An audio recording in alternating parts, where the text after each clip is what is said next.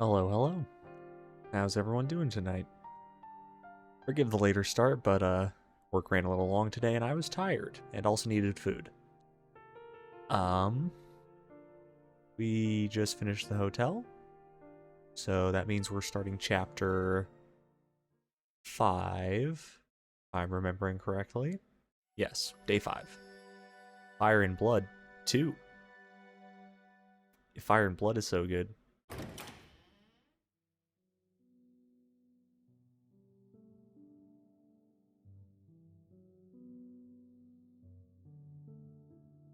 Arcwade's room doesn't exactly scream vampire. I wasn't in a right state of mind last time, so I didn't get a good look, but it's just a normal apartment. There isn't a bottle of blood in sight. No mysterious sculptures or antiques either. Damn, this bitch got a fridge? She's living the high life.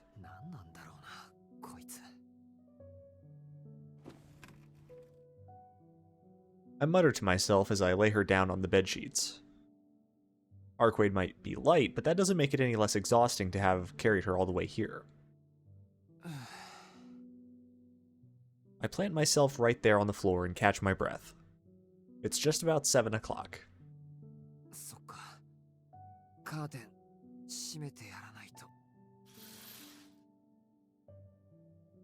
I force one last ounce of strength into my tired bones and shut the curtains. And with that, my body finally releases the tension it'd been holding on to all this time. As I try to sit back down, my knees give out and send me crashing down onto the floor.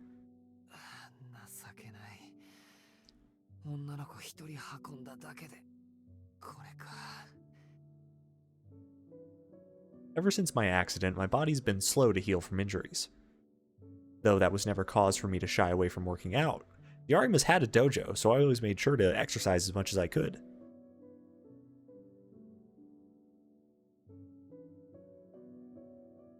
Okay, but I imagine you're not like Shiro ripped. Even a common cold can be dangerous if you don't take care of yourself. But since I've kept active, I'd say I'm about as fit as anyone. It's just my stamina that's awful. Like an athlete geared for a single sport, I'm a sprinter that isn't going to be winning any marathons. Now that is fair. People who ran like just straight up ran like marathon stuff like as a sport, like power to you. I don't know how you like train that level of endurance. Now that I'm lying on the ground, there's no way I'm getting up again. I spent the entire night talking to Arcwade, and it's been a full day since I had anything decent to eat. It's kind of amazing that I've managed to hold out this long, frankly.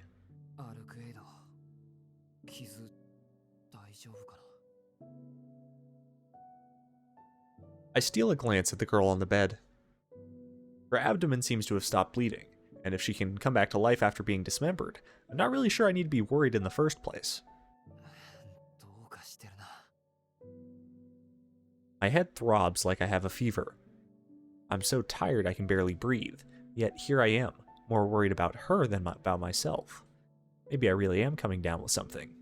Yeah, you caught feelings, bro.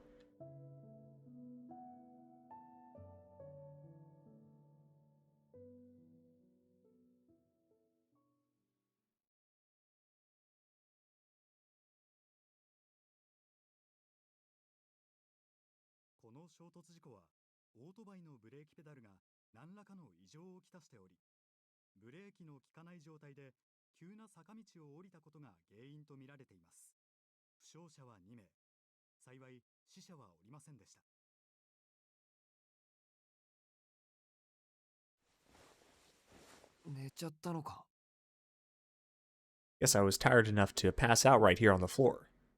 It looks like someone opened the curtains and covered me with a blanket while I was still snoozing. I'd wager it's past noon by now. The TV is switched on and playing the same old news in the background. I look to the bed, but I don't see Arcwade. I prop myself up to get a better look around. There's a hint of movement coming from the kitchen in the next room.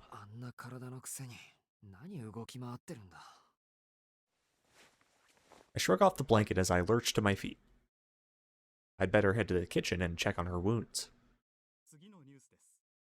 本日未明、倉見橋ドームホテルで火災が発生しました。内部からの火災警報はなく、午前6時、業務に戻ったスタッフがホテル内の異常を発見し、警察に通報。現在、消防署と連携を取りながら、ホテル内の消火作業を続けている模様です。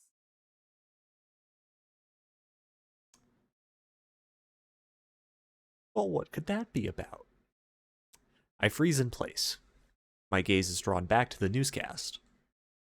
ホテルに宿泊していた200名の安否は未だ確認されておりません。現在、消火作業は急ピッチで進められていますが、未だホテル内から要救助者は1名も発見されず。The news anchor continues droning on about the details in a detached voice. A list of 200 names scrolls across a photo of the hotel we stayed at last night. Neither Arquade's nor my name is listed.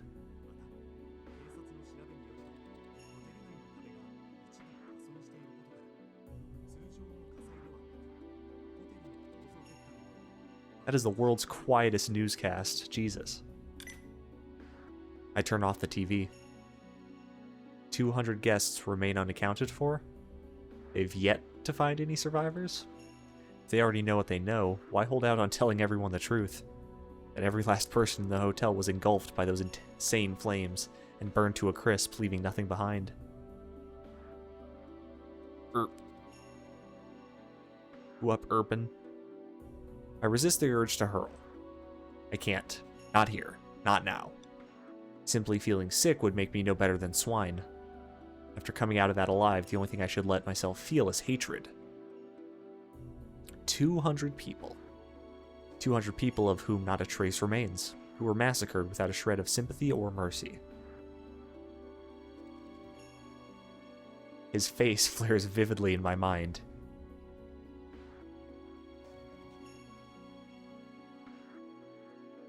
Okay, I think I get that, like, his lower lip there is supposed to... Because he always says he's cold all the time, even though all the fire and stuff. It's supposed to look like he has, like, chapped lips to, like, showcase that. But the way his teeth are poking through with this sprite in particular makes it look like he's biting on his lower lip, like, Like he's just staring me down. I do not appreciate it. I don't know who he is.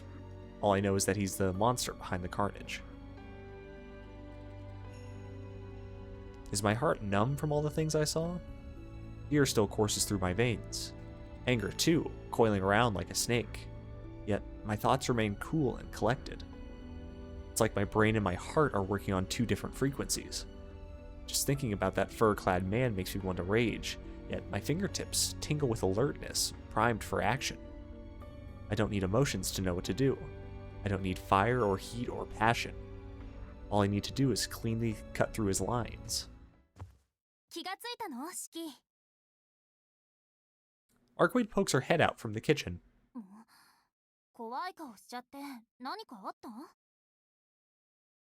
Arquade talks to me casually, like nothing happened. いや、別に。おはよう。おはよう。朝の挨拶をするなんて珍しい経験ね。Her sweet smile takes me by surprise, and I need to swallow hard to even out my breathing. The cold thoughts of vengeance that clogged my mind melt like snow before the sun. What am I even thinking about? Get it together, Shiki. The whole reason you got up in the first place was to check on Arquade. アルクエド、傷はいいのか？傷？ええ、とりあえず問題ないわ。Arquade seems to be just fine. It looks like she's back to the way she was before. If anything, she's definitely looking better than I'm feeling right about now. そうか。それならよかった。At least the person in my immediate vicinity is safe. What the hell am I talking about? Arquade isn't even a person, at least not in the usual sense. How did I forget that? I must still be half asleep. でもまあ、いいことには変わりはないよな。お前の傷、大したことじゃなかったんだから。へえ、どうしたのよシキ。ちょっと前までは私のこと化け物呼ばわりしてたくせに。ちょっと前までじゃなくて今でもそう思ってる。でもそれとこれとは別問題だろ。助けてもらったら感謝ぐらいはするさ。助けたって私がシキを？ Arcwade's eyes are wide with surprise. Did she not even realize she rescued me? そうだよ。だから今更だけどかばってくれてありがとう。お前に引っ張られなかったら俺も焼け死んでいたところだ。ありがとうって別にいいよ、そんなこと考えなくて。シキがグローブと出会った原因は私にあるんだし、シキに感謝される資格はないもの。助けられたのも事実だろ。アルクエイドは俺をかばってくれた。その点だけは本当に感謝してる。確かに事実だけ見ればそうだけど、やっぱりそれは違うよシキ。見張り役を引き受けなければあなたはあんな目には合わなかった。 The battle to see who relents to the other first. シキの生活に毒を混ぜたのは私よ。あなたは私を憎みこそすれ、感謝するのは間違ってるんじゃない？ Arcwade has gotten weirdly caught up on this. 間違ってないよ。自分の行動は自分で責任を持つしかない。ずっと昔にそういうことを教えてくれた人がいたんだ。周りがどうあれ自分が望んでやったことは自分の手で決着をつけなさいって。 Which is why I don't hold the slightest grudge against her over the whole guard thing either. If there's anyone to blame for getting me into this mess, it's myself. そっか。言われてみれば盾が必要になったのはシキが私を殺したからだものね。ならあなたを巻き込んだことについて私が謝る必要はないってこと？ああ、そういうこと。自業自得なんだよ今の俺は。自業自得か。うん、シキってば初めから運が悪かったのね。人を殺すにしたって私以外の子にしておけばこんなことにはならなかっただろうし。 Bro won the gotcha poll. That's assuming I would have killed someone else at all. It's not like I make a habit out of stalking people down the street and murdering them. Arcwade was the first and only person for whom I ever felt that uncontrollable urge to kill. And I have a feeling I wouldn't just feel that for anyone else. 何？忘れ物でも思い出したの？いや、忘れ物というかなんていうか、考えてみればどうして Why did I go murder お crazy? 前を殺そうなんて思ったんだろう。 Arcwade knits her brows in disapproval. A fair reaction. You wouldn't want to hear that your murderer doesn't even know why they killed you. 理由なんてないんじゃない？だってシキは根っからの殺人鬼なんだから。は？私を襲った時なんてすごく手慣れていたものね。チャイムを押して扉が開いた瞬間に手を差し込んできて、有無を言わさず中に押し入る。こっちが驚いている間に狙撃で生命活動を停止させて、あとはザックザクに切り裂いてバラバラにする。うん、あの不意打ちは完璧だった。どのくらい完璧だったかっていうと、あの時の指揮をそのままキャンバスに閉じ込めればそれ以上はないほどの絵になるぐらい完璧だった。私がまだ正常なままだったらお城に持ち帰って飾ってあげたいぐらい。 Ah. Arcwade excitedly rattles off a litany of bizarre praise. But there's just one issue. そう。けど今回は殺した相手が悪かったわね。シキが今まで何人殺してきたかは知らないけど、獲物に私を選んだ時点で年貢の納め時だった I んだ love よ that ね。 she does just assume, like, oh yeah, this guy's a fucking murderer, right? 何よ、さっきから怖い顔して。言いたいことがあるならはっきり言えばいいのに。私とあなたの間で今さら我慢することなんてないでしょ。 How right she is. I nod and beckon her to come closer. 何？内緒話？ Arcwade closes the gap between us quickly, eyes sparkling with anticipation. Kitan. I bring my lips to her ear and decide to say my piece. あのな、アルクエイド。何？ 1, 2. そんなわけないだろこのバカ女。 My voice echoes throughout the apartment. I blasted Arcwade's eardrums with all the volume I could muster. いっ Arcwade groans as she makes a big show of clutching her ear. もう頭きた。突然何するのよシキ。怒りたいのはこっちの方だ。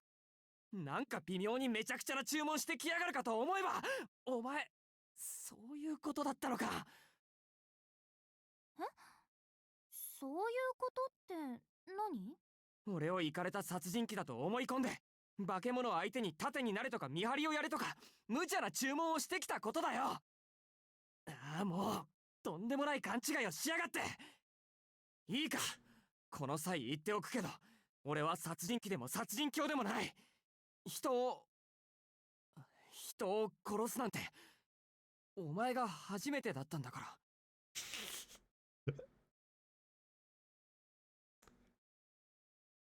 Doki just cuts to her blushing. Like, you were my first.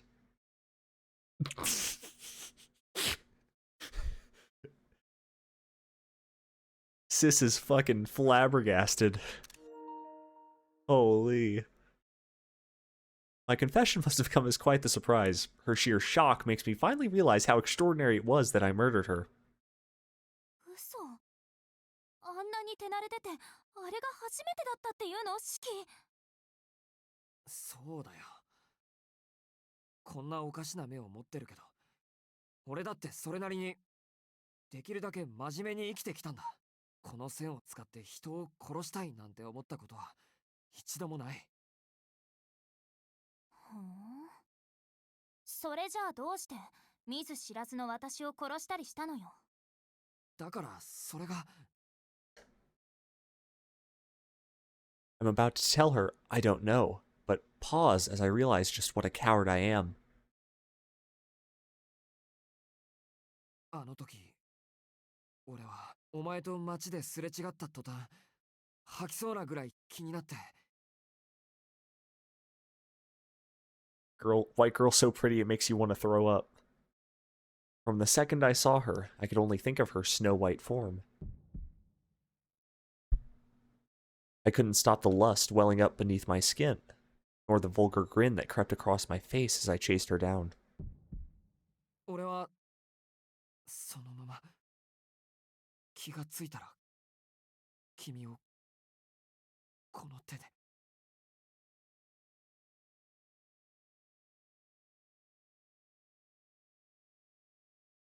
Right here in this room, without any rhyme or reason, I chopped up that beautiful figure and stood in the puddle of her bloody remains.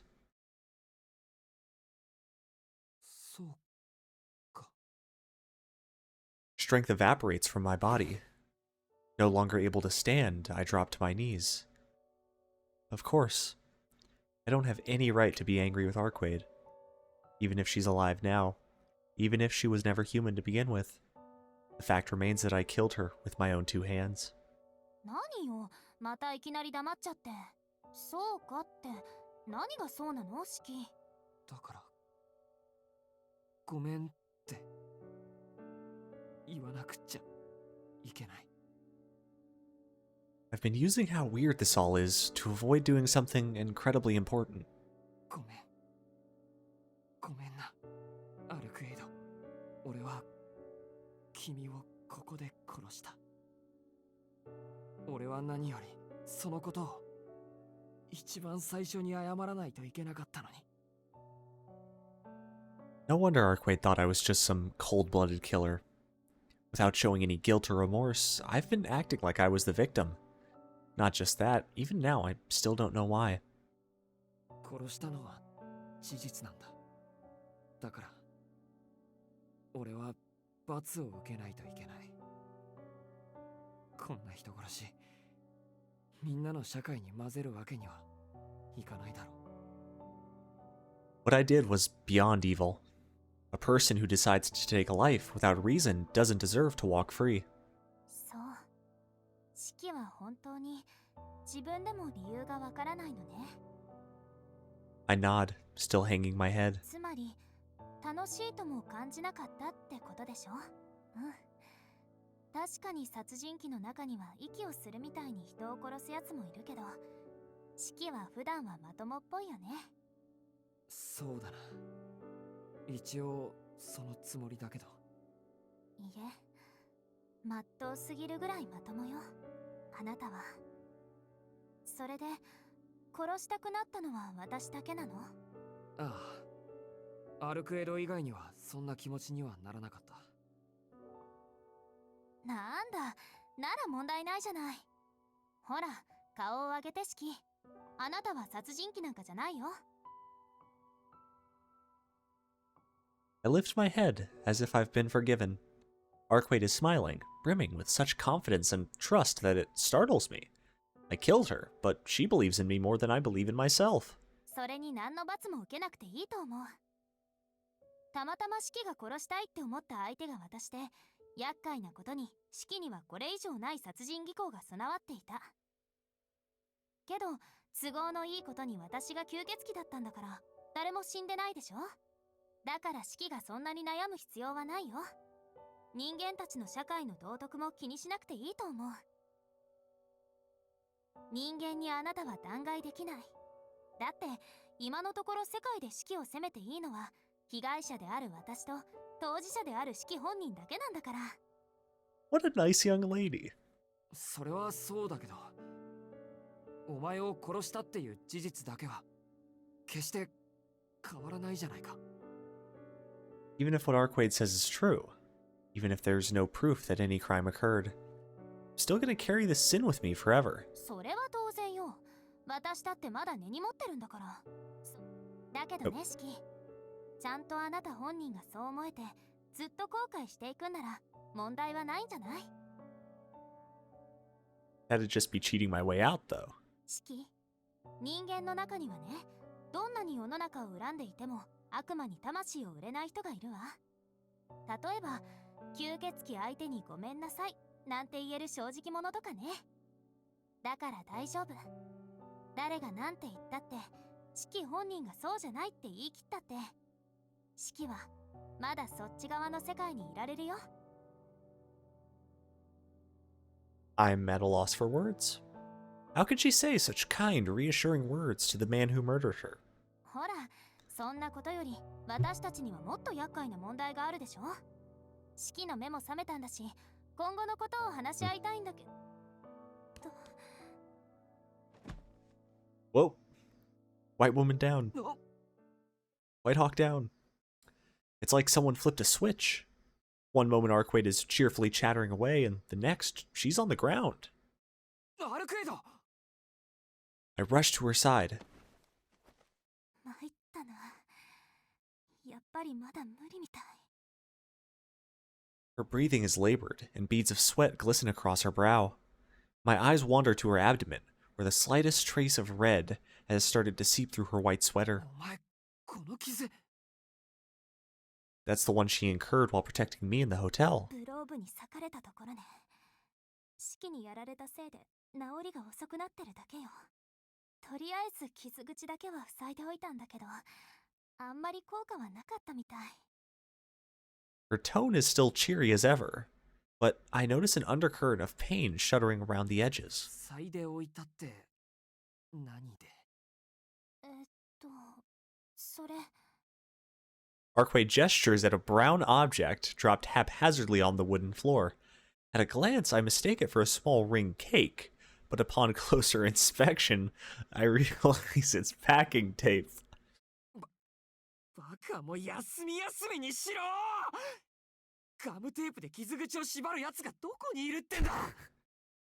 It's fine, Shiki. She's just packing the organs back in. もうあんまり人のことバカバカ連呼しないでよ。なんだか本当にそうなのかなって考えちゃうじゃない。うるさい！いいから傷口を見せろ。 I reach out a hand to lift her shirt, and Arquade quickly steps away from me, dropping backwards onto the bed with a soft thud. ふざけるな。傷口が開いたらどうするつもりだ？いいよ、こんなの放っておいたって。四季こそバカな真似はやめてよね。女の子の服を剥ごうなんて使徒よりタチが悪いわよ。あのな、俺はお前を人間として見てないんだから、男も女もないだろ。ほら、いいからおとなしくしてろ。俺をかばった傷で死なれたら一生負い目ができちまう。Arcade pouts and glares at me for a moment, but ultimately rolls over the bed in my direction. Her lips still firmly shut, she gets back on her feet with childlike reluctance. She's sulking about it, but it looks like she'll at least let me take a look. どんな手当てをしたのか、ちょっと見せてみろ。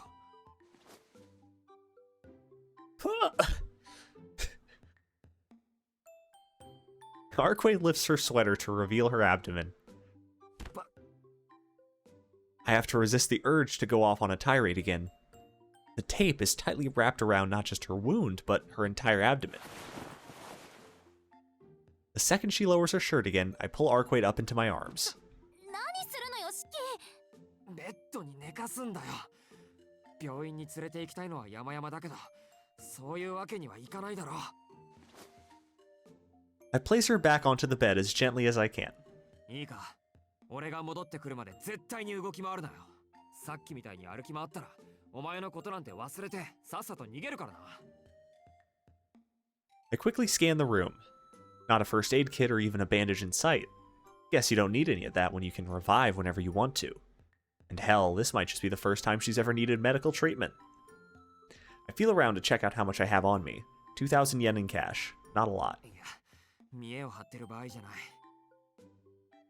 アルケード、お前金持ちだって言ったよな。うん。お金には不自由してないけど、それが何よ。現金でもカードでもとにかく貸してくれ。手当に必要なものを買い込んでくれ。お前に効果があるかどうかはわからないけど、最低限の手当ぐらいしよう。いいけど、無駄かもしれないよ。無駄でもやるんだ。そのまま放っておけるもんか。わかった。私も体の作りそのものは四季たちと同じなんだし、それなりに意味はあるかもしれないし。Arcade holds out a wad of 10,000 yen bills in front of me. I'm not even gonna ask where she pulled this stack of bills from. お前は黙って横になってろ。あ、でも眠っちゃダメだからな。横になってもちゃんと起きてるんだぞ。四季、すごく無茶な注文してるよ。無茶だけどやれ。眠ると体の機能は低下する。免疫力とか抵抗力な。なんで、傷が塞がっていないまま寝ると、ますます悪化するんだそうだ。睡眠で回復するのは頭の疲れだけで、傷や病気は治してくれないだろう。だから、とりあえず手当てをするまでは起きていた方がいい。へえ。それってその通りよ。あのさ、なんで笑うんだよ、そこで。God, any face she makes with this music playing in particular, it just the biggest head empty vibes of any person I've ever seen. だって四季が頼りになるんだもん。She must have a screw loose somewhere. But I keep from saying anything. I need to get back to the job at hand. I leave her bedroom and remove my bloodstained jacket before I head out. Time to go shop it. Wait, what? Something in the kitchen catches my eye as I head for the exit. 飯だ。Dungeon meshi? Sitting on the table is a meal, or rather, a plate of food. Maybe a mishmash of ingredients would be more accurate. At the very least, I think it was something that was supposed to resemble food. This must be why Arcade was in the kitchen earlier. She said she normally doesn't eat anything, so I don't exactly need to guess who she was preparing all this food for. Aww. もう、なんなんだ、あいつ。I'm annoyed. I can't stay here a second longer. I dash into town, hoping to find something that'll help her heal. He's such a tsundere. I love it. At least, that was my intention, but it's not like I've ever given first aid before. I'll just buy whatever supplies come to mind. Disinfectant, gauze, bandages, and painkillers. Oh, and better pick up something nutritious too. Can't really go wrong with that. Thankfully, I'm not short on money. It might be my inexperience speaking, but it's better to buy too much than too little. It's not like I'll know what'll actually work on Arcwade. With that philosophy in mind, I end up buying every single thing I can think of.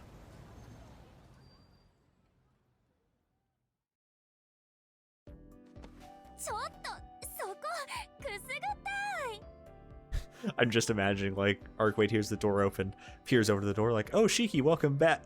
Cut to Shiki, like, 20 bags on each arm. Just like the one trip challenge. Because everyone knows, groceries feel so much better if you can get them all in on one trip. I ignore her carefree giggles and protests and instead try to apply the gauze as delicately as I can. The wound isn't that big. No, it may not be big, but it's at least 4 centimeters deep. A laceration across the abdomen like this would be fatal to any normal human.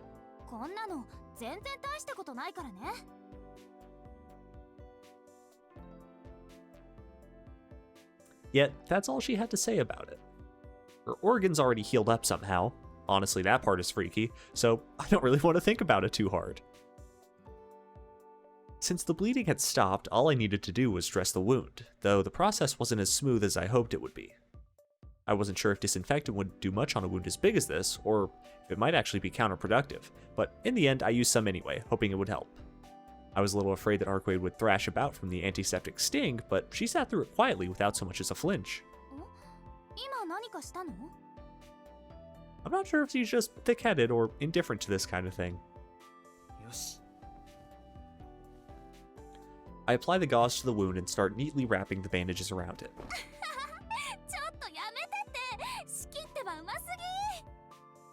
Wade's gleeful laughter rings throughout the room. You don't flinch at all from the antiseptic, but the bandages feel ticklish? I ignore her till I manage to pin the bandages. I've heard that tightening bandages around a wound can stem bleeding, so I give them one final tug for good measure. What points? Phew, looks like I've done all I can for now. The curtains are closed again. I shut them when I returned out of concern for Arcwade. さて、格好だけはつけてみたけど、どうかな。動けるか、アルクエイド。ええ、動く分には問題なさそう。中身はまだぐちゃぐちゃのままだから満足には動けないでしょうけど。そうか。ま、それはそっちの方で何とかしてくれ。俺は切るのが専門で、直すのは管轄外だ。I take a step back and sit myself down against one of the walls. お疲れさ、もう寝ていいぞ。眠って力が戻ればすぐに治るんだろ。見張っててやるから、おとなしく寝ていてくれ。寝ても傷は回復しないわ。四季も言ったでしょ。睡眠で回復できるのは疲れだけだって。私の場合ね、力は純粋な時間経過で回復するものなの。夜になればとりあえず普通に動けるぐらいには回復するわ。Well, how convenient. She can tell me she's fine all she wants, but it tugs on my heartstrings to see her suffer like this. いいから眠ってくれ。今のお前、話しているだけで辛そうじゃないか。そうだけど、せっかく式が起きてるんだもの。眠るのがもったいなくて。Aww. Arcwade sits on the bed again. She's in full-on chatty mode. There's no fighting it. I've still got some things I want to know anyway, so I guess we might as well talk for a while. アルクエイド、昨日のホテルのことを聞いていいか。そうね。やっぱりそういう会話になるわよね。昨日のあいつ、ブローブとか言っていたけど、あいつは一体何なんだ。吸血鬼なのはわかる。仰々しい服とか、お前よりよっぽどらしかったからな。けど。Then again, there were those blue flames of his that engulfed the hallway, but burned only humans. That's totally removed from my image of a vampire. 私よりらしいって何をらしいって。でも、確かに式の言う通りか。あいつ、体も崩れていないし原理も小規模だったし、人間が思い描くオーソドックスな吸血鬼なんでしょう。あの炎の川を覗けばね。それだ。やっぱりお前から見てもあの火は異常なのか。あいつはお前より強い。Arkwade heaves a sigh tinged with annoyance. そりゃあね、誰かさんに殺されてしまった私はあんな二流の人と戦いをするレベルまで落ちてるわよ。今の私とブローブのスケールを比べるならあっちの方がやや上ってところ。そうか。普段のアルクエイドならなんとか倒せる相手なんだ。なんとかって普段なら戦いになんてならない。もう誰のおかげでこんな屈辱に耐えていると思ってるの？あんな祖になりたての見習い、本当なら睨むだけでぺしゃんこにできるんだからね。 Oops, she's angry now. That said, I'm not asking how strong she'd be in a hypothetical situation. But Arkwade, can you beat Goku? I need to know if she's able to defeat that vampire the way things are. できないわ。今はブローブの方が上だもの。単純な性能で下回っているんだから無策で戦えば殺されるわ。随分きっぱりと言うんだな。さっきはあんなに怒ったくせに。ただの事実よ。分かりきった話なんだから予断も希望も挟まないわ。The impact of her words reverberates through my chest. It seems Arkwade is dead serious when it comes to fighting. Seeing her talk so coolly about death just reminds me that she's a vampire all over again. まあ、四季の言いたいこともわかるけどね。あの炎は確かに厄介だし、ブローブ本体の力も上司にふさわしいものだし、私に少しでもあいつの知識があれば、多少の戦力差は覆せるんだろうけど。アルクエイドはあいつを知らないのか？ How can she not know him? Didn't she come here to kill this Castellan in the first place? 私、吸血鬼に知り合いはいないわ。知り合ったということは、次の瞬間に殺しているということだもの。今回みたいに顔を合わせたのに別れたなんていうのは特例よ。でもあいつの方はお前を知ってるようだったけど。初対面よ。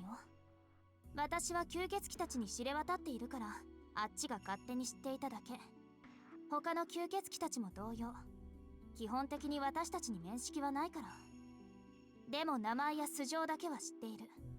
歴史を重ね得意な能力を保有する個体ほど名前が知れ渡るのは当然でしょ。ブローブはその逆。まだ名もつけられていない新参者なんでしょうね。多分祖になって200年ぐらいかな。またその単語か。祖ってのは何なんだ？まあ吸血鬼たちの王様みたいなものかな。式には関係のない話よ。No, tell us all about the dead apostle ancestors. 関係あるだろ。要は城主ってやつのことか。あのゾンビたちを操ってる親玉というか。上司と祖は必ずしも同じじゃないわ。強力な人ほど上司になりやすいだけで、上司はいわば地方領主みたいなものなの。祖はその上、領主たちを輩出するさらに上の吸血鬼。They are the top dogs of the chain. 人たちの世界は27の勢力に分けられているの。27の国があると思えばいいわ。その国を滑る、あるいは国そのものとされるのが祖と呼ばれる古い吸血鬼、使徒の頂点に立つ者たちよ。God. 27 separate kingdoms of vampires. 27 kingdoms and 27 rulers. Makes sense to me. I guess even vampires vie for power, just like humans do. 待てよ。それとんでもない相手ってことじゃないか。まあそうね。ブローブはまだ未熟者だけど、それでもあなたたち人間から見れば災害と変わらない。昨日のホテルもそうよ。あいつは1階から最上階までやってきただけだった。人間なんて殺す気はなかったし、心底どうでもいい存在だった。でもそれだけで人間は死ぬ。あの炎はあいつがいるだけで発生する呪いのようなものだから。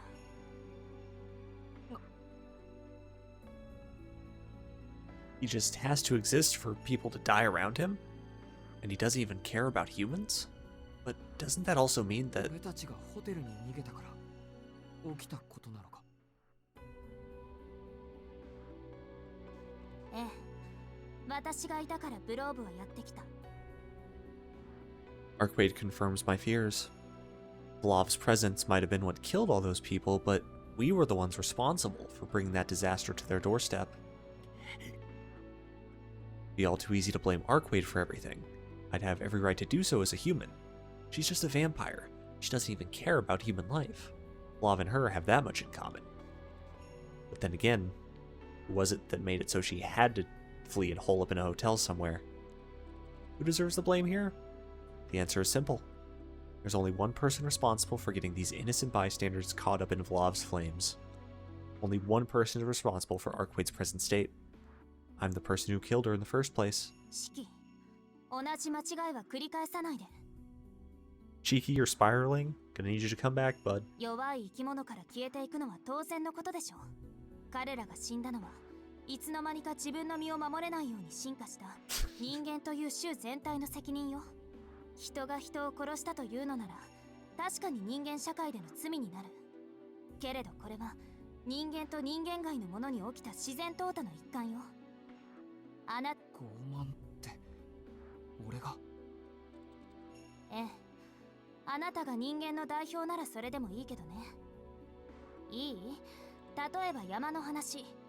そこには肉食獣たちのコミュニティがあった。彼らの食事には人間も含まれていた。そしてある日、その事実を全く知らない人間たちがやってきて、彼らを残らず自分たちの営みのために全滅させた。この場合、どちらに罪があるというの？人間から身を守れなかった彼ら？それとも彼らを皆殺しにした人間？それは。 Arcwade's parable shakes me out of my self-loathing. It wasn't a fable she made up to comfort me, but one laden with scorn and disdain. The burden of guilt, the weight of life, something I, and maybe humanity in general, are overly concerned by. I understand what she's trying to say. In her story, neither the humans nor the beasts carry any sin. What happened was simply nature, the way of the world. The only fault lies with the species unable to ensure their own survival. でもここは The human world, a human city. This isn't a matter of humans being too weak or vampires being too strong. A city is a place where weaker humans can congregate for shelter and protection, to be stronger together. So it's fair to me to question my own responsibility in bringing a vampire into that sanctuary. そう。私も間違ってたみたい。あなたは確かに殺人鬼にはなれない人ね。なんだよ。俺が甘いっていうのか。それ以前の問題。だからここではっきりさせましょう。シキ、あなたはこれからどうするの？吸血鬼と戦う？それとも逃げる？好きな方を選んで。私はもう強制はしない。見張り役の約束は昨日一日で完了よ。He's asking me what I plan to do next? Isn't that already obvious? でも覚悟をして。吸血鬼と戦うということは人間の枠から外れるということ。あなたたちがどれだけ犠牲になってもそれを自分とは関係のないことだと思えなければあなたは必ず破綻する。それが間違っていると思うのなら昨日までのあなたに戻りなさい。それが人間という種の一番正しいあり方だから。 Arcwade's sharp gaze pierces right through me. I know what I should do. If I want any chance of living a normal human life, I should run.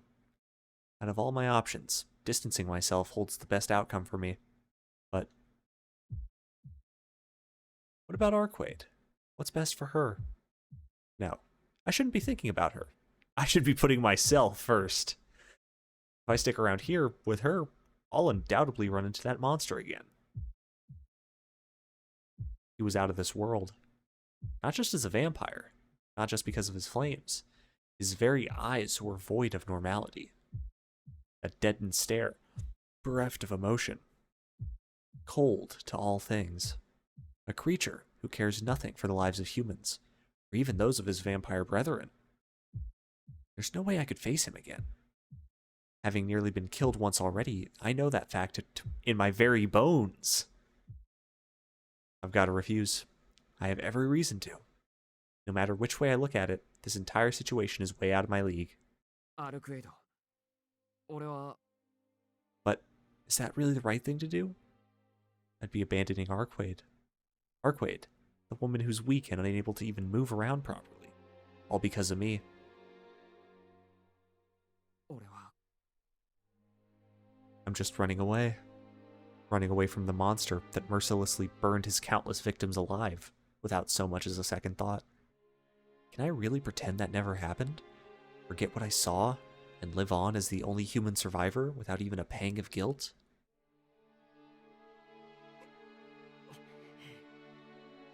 I'm the only one who can see the lines of death. Someone important once told me I was given these eyes because there might come a time when I'd need them. So, the answer is obvious. I might not be able to rid myself of my doubts and fears. I'm not even sure I'll be able to make a meaningful contribution. But what I am sure of is that I want to do something. 四季 アルクエイド、お前の話は俺には分からない。どんなに相手が違う生き物だとしても、どんなに俺が無力だとしても、責任は同じなんだ。俺はやっぱり多くの人を見殺しにしたし、多くの人を見殺しにするのは嫌なんだ。だから今さら自分だけ逃げるなんてできない。 I sigh deeply and stare up at the ceiling.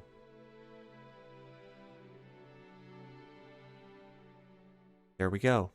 At least my resolve is finally rock solid. 吸血鬼を倒す。それがあのホテルにいて自分だけ生き残った俺が取るべき責任なんだと思う。 My affirmation is just as much for myself as it is for Arquaid. Arquaid sighs, as if blaming herself for my decision.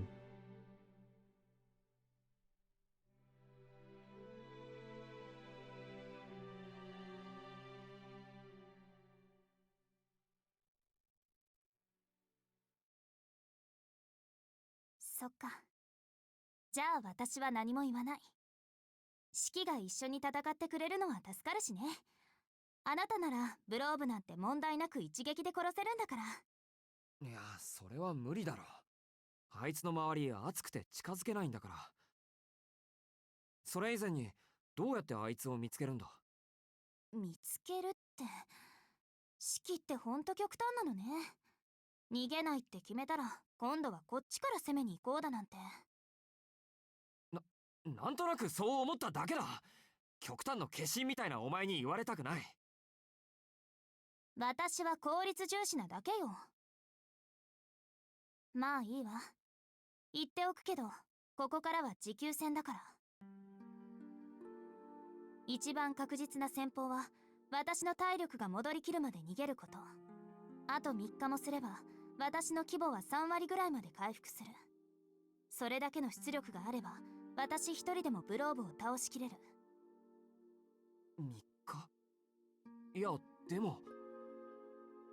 ええ。その3日間、ブローブは野放しよ。あいつは地下に潜って人間から血液を補充する。それだけじゃない。あの様子からすると、夜の街を徘徊するかもしれない。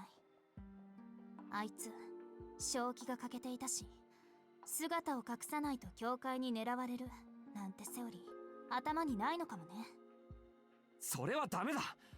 あいつはいるだけで炎をまき散らす怪物なんだぞ。一日だって放っておけるか。なら昼間のうちにブローブを見つけて殺すしかない。でもそれには反対よ。大まかな場所は目星がつくけど、睡眠中の人ほど用心深いものはないわ。今の私たちじゃ返り討ちになる可能性の方が高いもの。そんな、奴の居場所に目星がついてるのにむざむざ見逃すっていうのか。ええ、言ったでしょ。人間が何人ブローブの餌食になろうと私には関係のない話だって。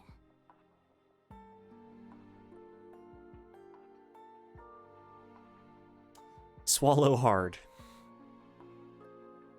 Beautiful. I understand what she's saying. If we're to play it safe or even stand a chance at all, then it's better to wait for Arquaid to recover from her wounds and regain her strength first. But on the other hand, The more time we waste here, the more victims will fall right into Vlov's hands. I'm going to search for Vlov right now, or wait until the evening falls. You know, honestly, I'm surprised we haven't hit a dead end yet. It's like, granted, I haven't been making any obviously stupid choices, but this is where we at.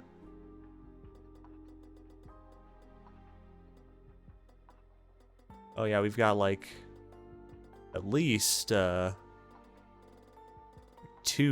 dead ends I think we missed. Impressive. I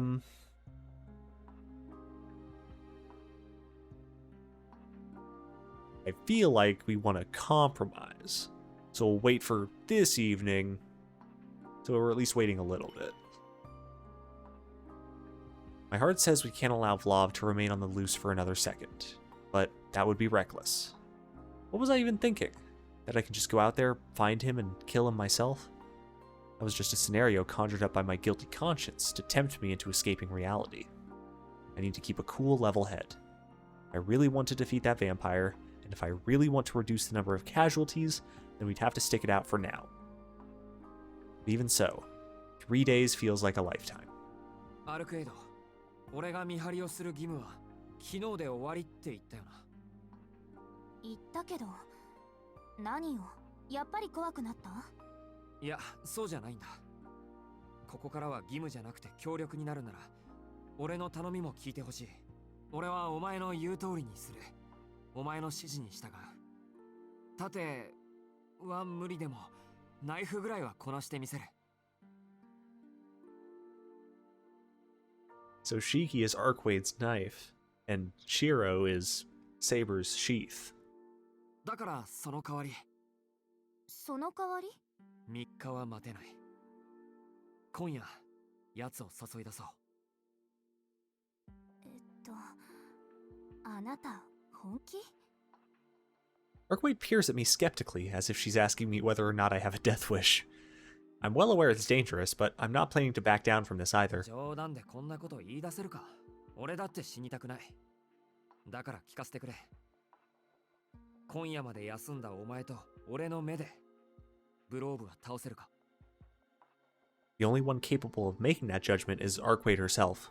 If she says it can be done, I'll wager everything I have on those odds. そうね。シキが私の言う通りに動いてくれるなら、私たちの方が強いかな。でも、それでいいの？ 3 日待った方が安全だよ。わかってる。でも、これが俺のギリギリの許容範囲なんだ。それ以上は精神が持たない。まあ、それならいいけど、正直に言えば、3日間逃げ切れる可能性も低かったし。Ah. じゃあ今から路線変更。作戦会議ね。指揮はどこで戦いたいの？いや、いいのか？ I'm genuinely shocked at how easily she let me have my way. I was expecting a lot more pushback after seeing how serious she can get about battle. それならいいって言ったでしょ？私が3日間逃げ切れるのか、今夜私たちでブローブを殺すのか、どちらも同じ成功率だもの。違うのはあなたの生存確率だけよ。そっか。ありがとう、アルクエイド。私としてはおすすめできないけど。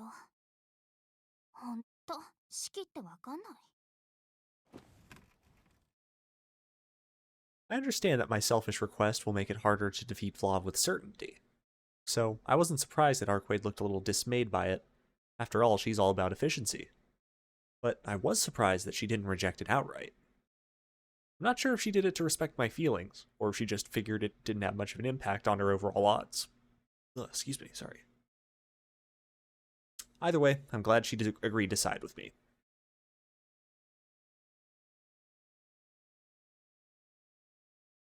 じゃ、ちょっと小休止ね。お腹減ってるでしょ、シキ。さっきのおかわりいる？新しいの作ってあげよっか。いや、自分で作るから。冷蔵庫の食材だけ好きに使わせていただきます。Feel bad for not trying it, but I don't possess the fortitude to stomach whatever heaping of ingredients Arquaid slapped together on a plate. Okay, so there's that joke in anime like, oh my gosh, what's this girl character's defining trait? She can't cook. Isn't that quirky? And I'm fine with that if it's like a situation like this where it's like, yeah, she's a fucking vampire. Of course she doesn't cook food. What are you, stupid? It is a little bad though when it's really just like, oh no, the girl, the homemaker, she can't cook. I am hilarious. But I read this line. Okay, maybe if I were in peak condition. No, not even then. Flav is already plenty dangerous. If a confrontation with him is inevitable, I'd be better off avoiding Arquaid's lethal cooking at the very least.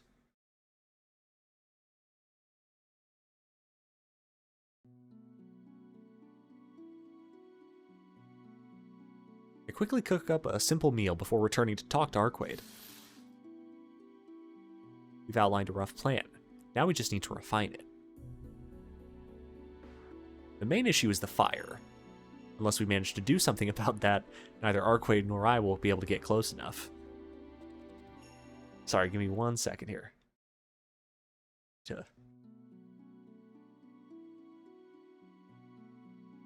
Need to get a screen cap of that real quick.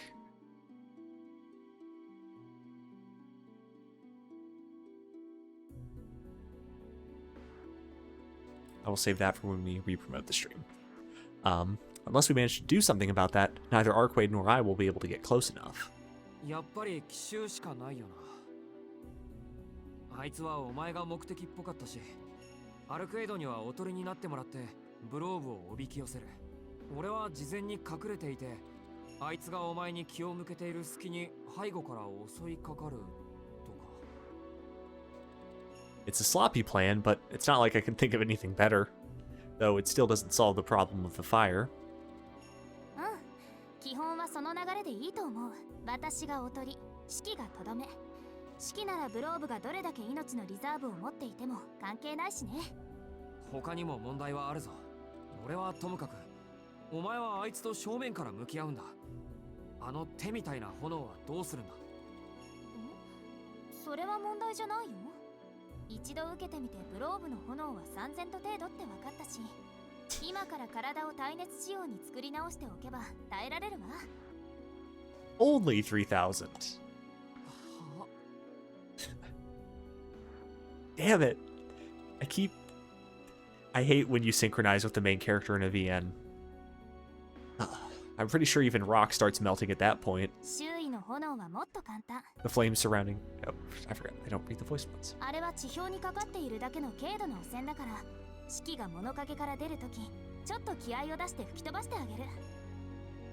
just imagining, like, a geologist at an active volcano doing some studies on lava. Arquaid is just lying on, like, some lava with, like, one of those metal reflector things, like, tanning.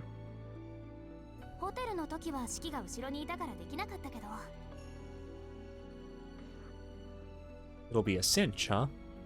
It almost feels too simple, this slapdash plot of ours, but I should put some faith in the woman who saved me from him the first time. 決まりね。まず私が餌になってブローブをおびき寄せる。指揮は事前に隠れておく。それでブローブがやってきたらちょっとだけ戦う。今夜の私の体力じゃブローブは倒しきれないけど、周囲の炎を消し飛ばして動きを抑えることならできる。動きを抑えるって具体的には？まさかお前があいつに掴みかかって上から組み伏せるとか？そんな野蛮なこといたしません。直接組み伏せるとか無駄すぎるし、今まで一度もしたことないし、する必要性が感じられないし。そうか。じゃあどうやってブローブを抑え込むんだ？場所によるけど、基本的には鎖かな。Oh yeah, the chains. 鎖ってあの鎖か？ええ。ほら、こんな風に。What the hell? A pair of chains just clamped shut around my wrists.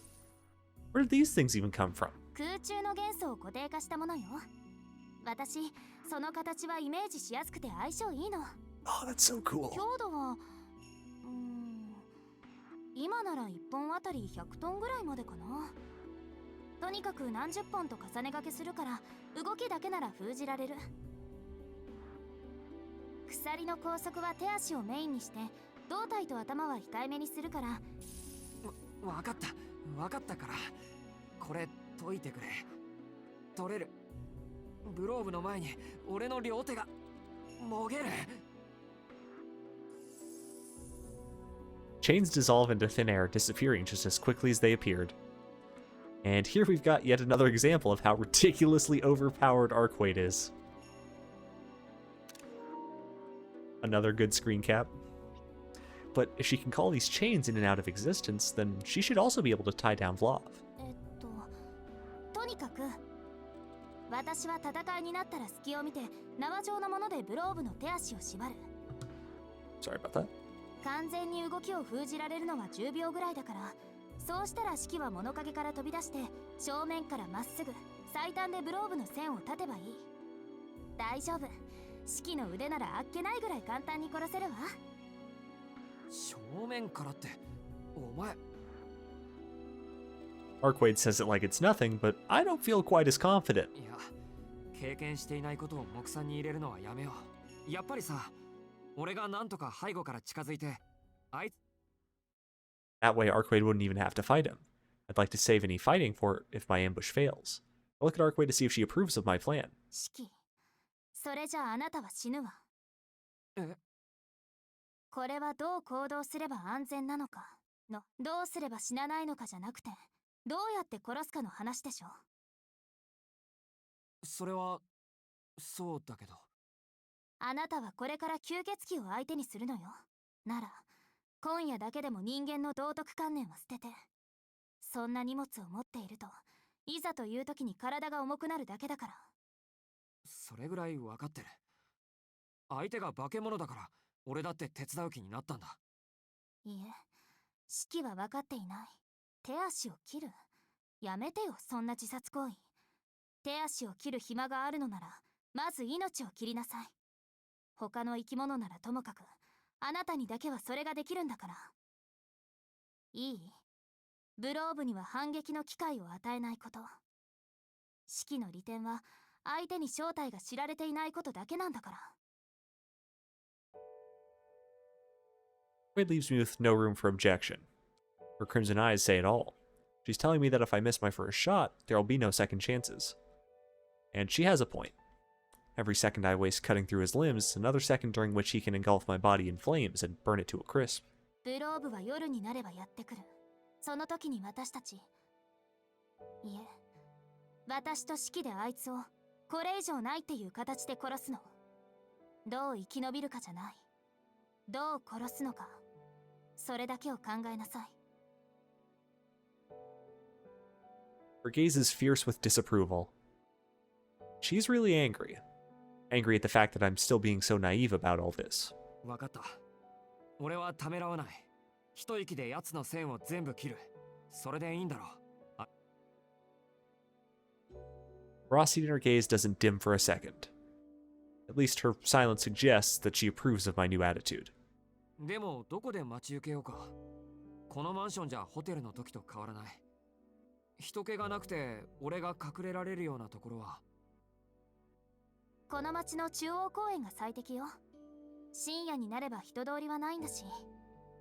それでも通りかかってしまう人がいたのなら、それは純粋にその人に運がなかっただけの話でしょ。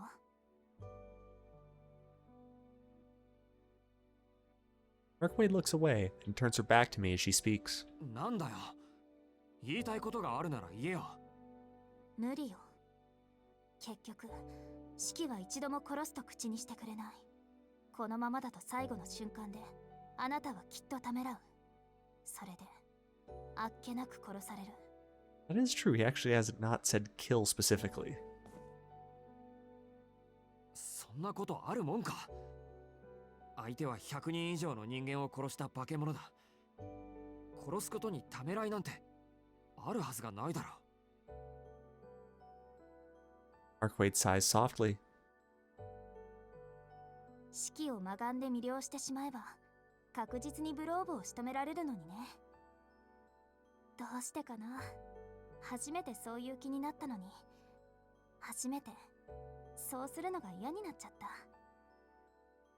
なんかすごい矛盾。士気を信じるわ。二人でブローブを倒しましょう。 In a flash, her grim tone takes on its usual upbeat lilt again. Her eyes seem filled with trust, yet I can see concern creeping into her smile.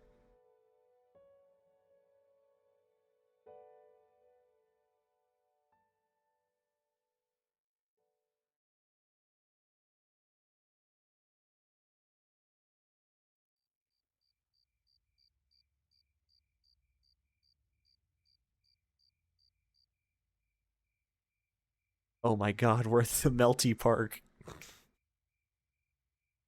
I was wondering when I would start noticing some of the stages. I definitely recognize this one. Arkwade and I have arrived at the park a little past 9 p.m. 大事なことだからもう一度だけ説明しておこうかな。長く生きた人にはそのあり方を武器にした懲罰能力がある。吸血種に備わった基本的な能力とは別の、その個体が血を飲むことで持ってしまった特別な呪いみたいなものね。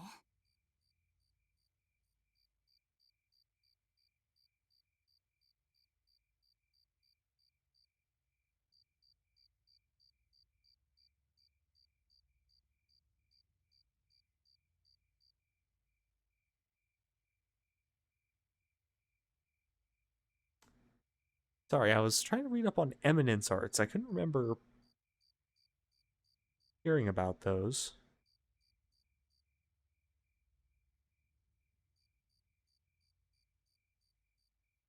Maybe it's something new for the remake. ブローブはその域に達している人よ。使徒を倒すということはその懲罰能力を破るということ。あの炎を消す手段を獲得しない限り人間に勝ち目はない。だから私がブローブの呪いを壊すまでシキはあいつに近づかないでね。 Our plan is simple. First, Arkwade will lead him here. She told me that vampires can sense one another's location unless they make an effort to conceal their biological wavelength, or something. Apparently, Vlav isn't hiding his wavelength at all, though Arkwade wasn't sure if that was because he doesn't want to or because he can't. Luckily for us, that means she'll know exactly when Vlav approaches us, and where from. Normally, Arkwade would hide her wavelength, but right now she's letting it go free, broadcasting her whereabouts and issuing a challenge to Vlav. Trying to draw him like a moth to the flame. And with a bit of luck, the moth will fly straight into our proverbial zapper.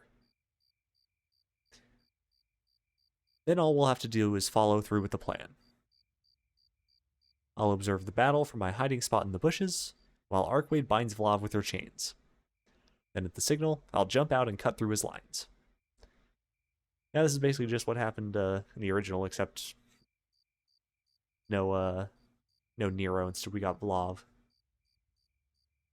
Arkwade doesn't look nervous at all. If anything, she seems a little bored as her gaze lingers over empty space. I wish I could be that calm. I grip my knife tight in my pocket. It's a bit nerve-wracking. There are a lot of uncertainties in this plan. For one, it hinges on Vlav not noticing me while I hide. Arkwade told me that the chances of him noticing me were extremely low, but that doesn't mean they're non-existent. If he does notice me, I'll be done for. I'll be burned alive without any recourse, just like he did to so many within the hotel. Even so, I'm fine with those odds. I agreed to this plan knowing full well the risks involved. There's just one more major variable. What if Arkwade can't bind Vlav? In other words, what if Vlav manages to beat Arkwade? I'd have to deal with him by myself. It'd come down to me and a single knife to defeat Vlav and save Arkwade. Can I even do such a thing? Can I face those flames alone? Just the thought of it makes me tremble. I tighten my grip on the knife, coiling my fingers around the handle so hard it hurts. An implacable, I always forget how to pronounce this word,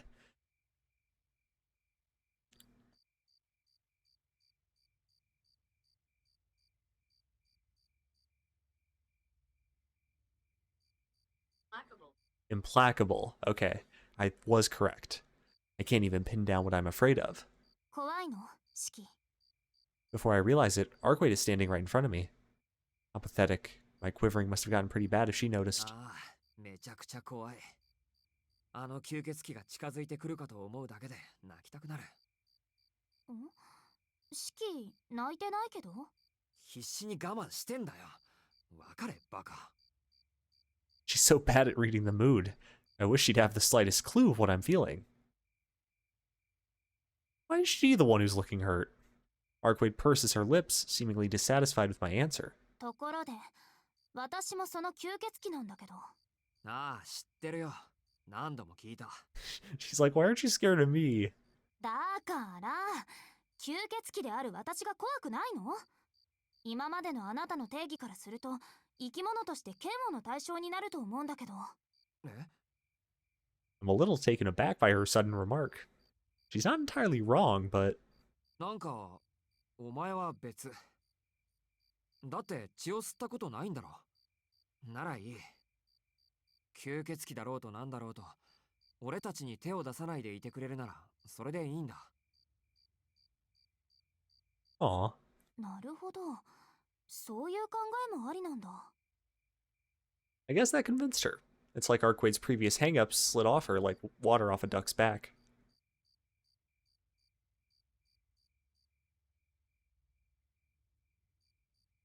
The hands on the clock indicate it's now 10 p.m. According to Arquade, this is when vampires start to get active. He's likely coming up above ground now. I don't know where he's holed up, but he'll notice Arquade's presence as soon as he wakes, and likely make a beeline for the park. 正気？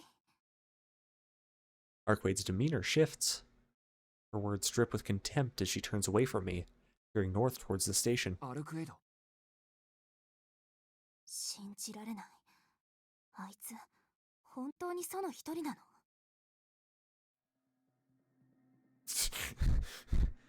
I'm sorry? I follow her gaze over the horizon. Is that smoke? Thick black smoke curls upward into the night sky. There must be a fire downtown. Wait. A fire? アルクエド。あれ、まさか。ブローブよ。無差別に人を襲ってる。正気が欠けている。なんて甘かった。あいつは死者と変わらない。血が足りなければ目の前の人間から補充するけだものだった。文明社会、この時代の人間のルールをまるで把握していない。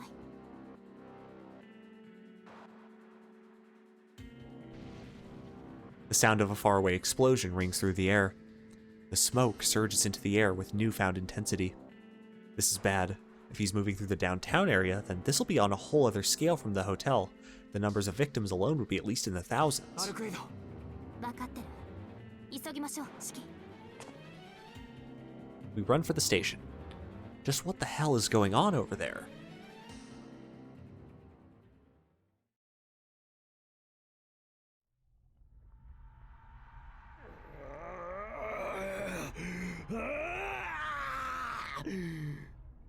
Same. Jesus Christ, this is gross. He awakes in agonizing pain. His screams pierce the air. There was a loud grinding noise, like a piece of metal getting caught in a blender. His cries are horrific, otherworldly. So horrific, they make even his minions tremble.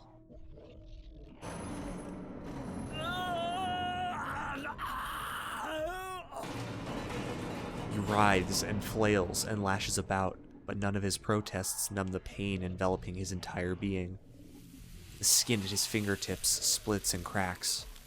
Acid oozes from within his bones, melting and gnawing at his body from the inside out.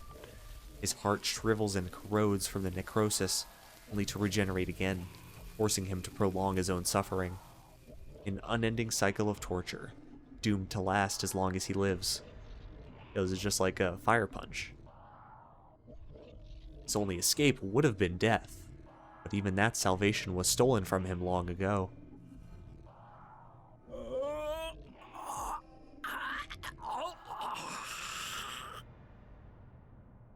Bro was spitting.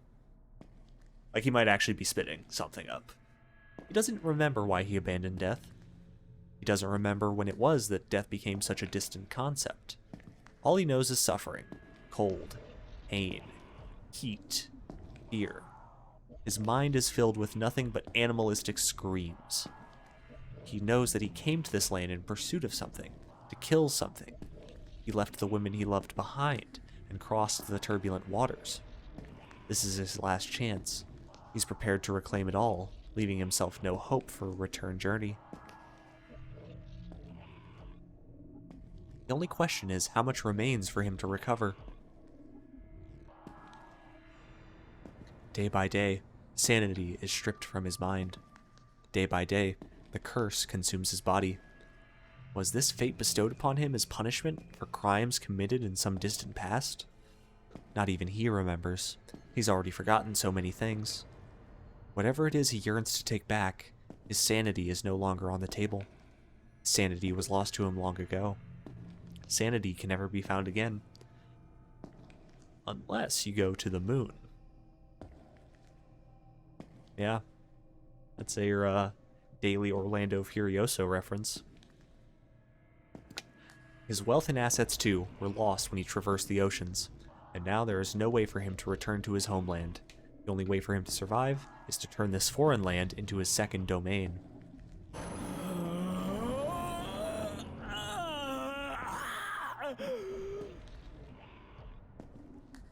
I make that noise every morning when I have to go to work. Yet his past, his future, they matter not. At this moment in time, he craves but one thing: blood. His throat is freezing, his skin is parched, his soul hungers. He needs warm blood as soon as possible. He desires to bathe in it as soon as possible. Questions like where he is, what he's doing, pale in the face of such fervent longings. He walks through the darkness. Zombies obediently fall in line behind him, marching silently along. The metal box carries him to the surface, where he creeps outside into the brightly lit streets. That very instant, azure flames spill out, flooding the area around him like a ripple on a lake. The humans in the vicinity had no way of sensing the impending danger. Shrouded by a blue haze, he mindlessly steps out onto the crosswalk, ignoring the blinking traffic lights and the van that threatens to crash into him. Meanwhile, his ghouls seize innocent passers-by left and right, grabbing them by their shoulders and taking them to the ground. A plethora of horrific noises follow, the crunching of bone, the devouring of flesh. And though the people scream and cry, none of them flee. By the time they realize this terrible reality has befallen them, they have no recourse. The van collides with the strange man, but at the moment of impact, it is split down the center. My favorite thing when you can have, like, to power scale people is just have a vehicle go right at them. In less than a minute, those caught by the ghouls are reduced to pitiful scraps of flesh. Flames fan out through the area, scorching the legs of those trying to escape, until they are little more than charred stumps. Their wriggling torsos remain behind as fodder for the ghouls to feed on. Hell's pandemonium given life on Earth. In the middle of the pandemonium, the man regains a glimmer of reason. He squints at the dazzling lights around him. Though his thoughts are still drenched in his own pain, the sight stirs disgust within him, providing a brief moment of clarity.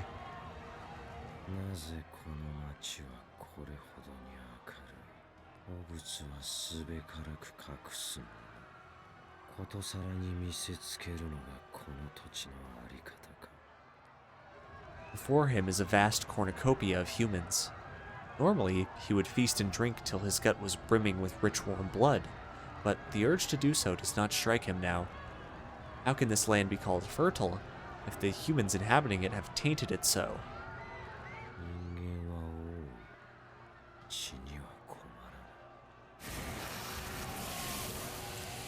The azure flames surround the living dead.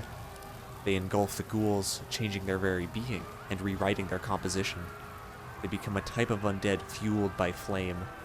In exchange for their swollen strength, their lives will quickly burn out like candles. だがこの豚たちの血にはそそられない。 His physiological disgust only amplifies his curse. Blue flames spill from his being, rushing across the asphalt like a river bursting free from its dam. There, it finds and claws and devours all living things. We're the type of dude to unironically start calling people degenerates.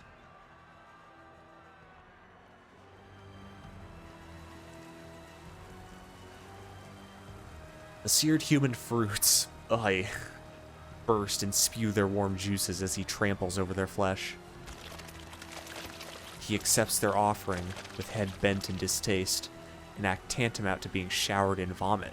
But what other choice does he have? If he were not bathed in this disgrace, his body would not move. この輝きも繁栄も俺には無意味だ。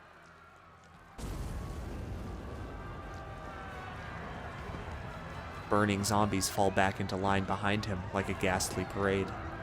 He does not remember what he was chasing, but until he remembers, there's only one thing for him to do. A much-needed service that he is to provide. He sneers, thinking how these humans ought to suffer and die.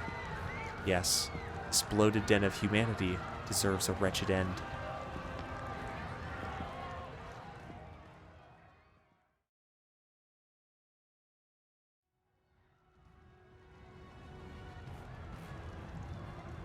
Okay, that's the end of the little interlude. I will be right back. So give me 1 second here.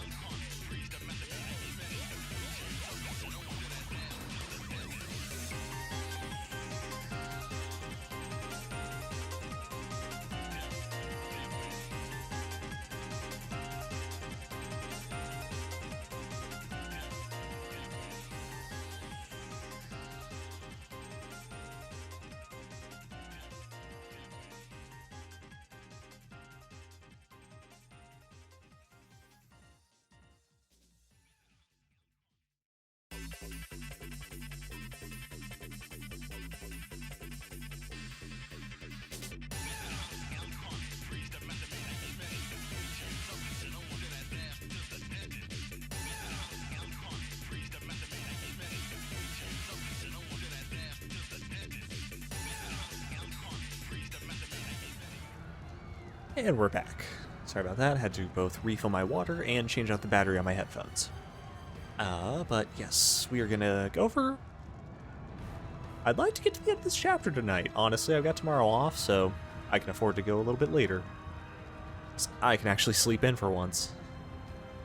God, isn't it fucked up when you have a job that makes you get up so early that even, like... Unironically, sleeping in until, like, 9 a.m., I would call that sleeping in. Like, granted, I'm also coming from a past of basically only ever working jobs where my shift started at, like, 11. So, like, because I was always working closing shifts instead of opening shifts. So, it was a bit of a harder transition for me to make. So, but yeah.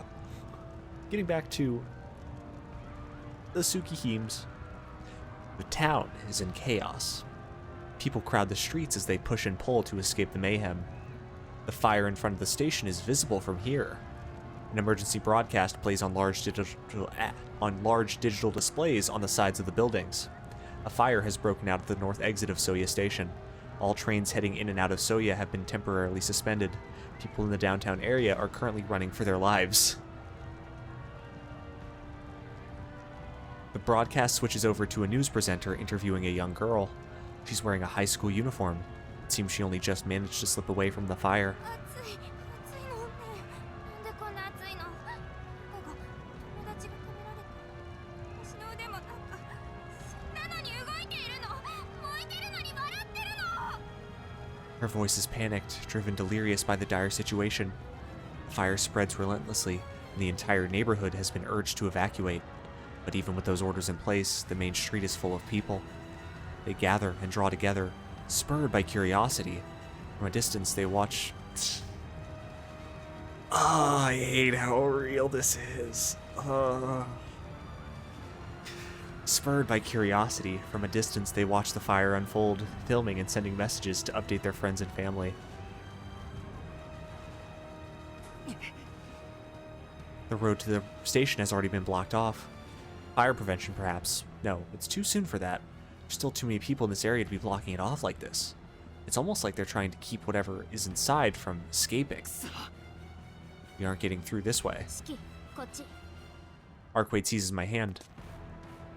Without another word, she tugs me along, guiding me through the mass of onlookers drawn by the fire.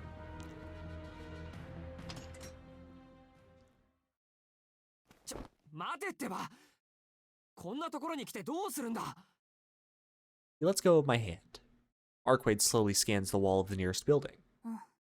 これならいけそう二人で飛ぶのは初めてだけどこの高さなら問題ないはず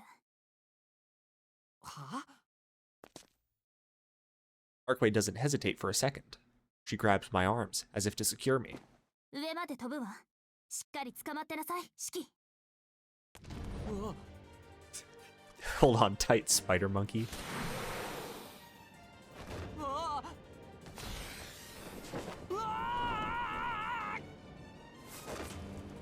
We're flying. No, we're jumping. Arkwade leaped against the wall, bouncing off of it and onto the next multiple times until we found ourselves soaring across the rooftops and high across the skies. Added in some Super Mario jump sound effects. With me in tow, of course.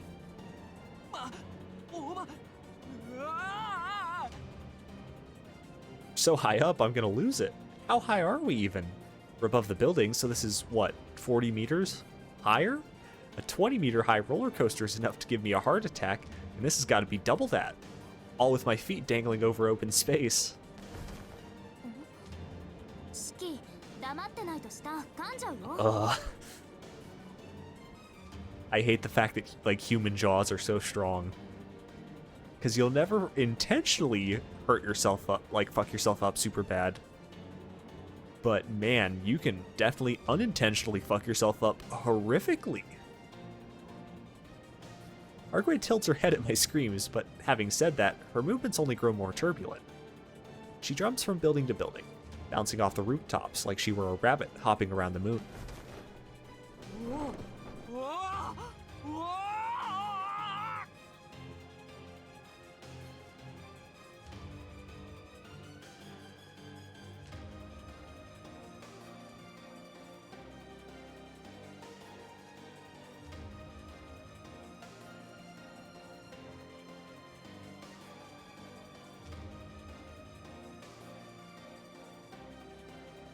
Sorry.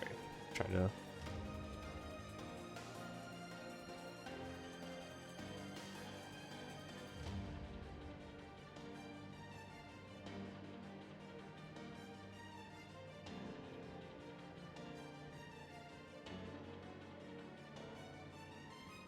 I had to reply to a message. There we go. Okay, now we're back. My expression tightens as my body is subjected to forces unimaginable. But just as I'm beginning to enjoy the experience, we come to a full stop.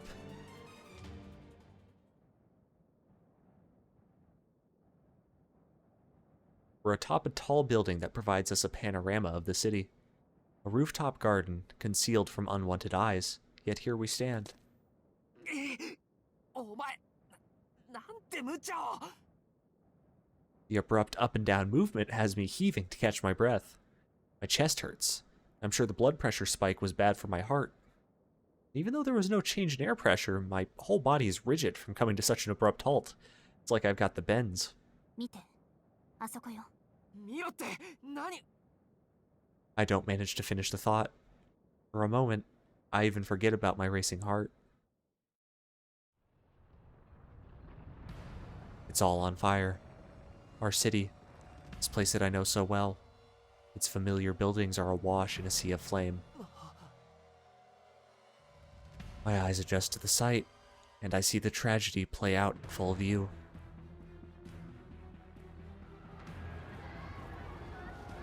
The main street is veiled in hues of red as the fire colors the town. The flames whittle away the surface of the buildings like a knife.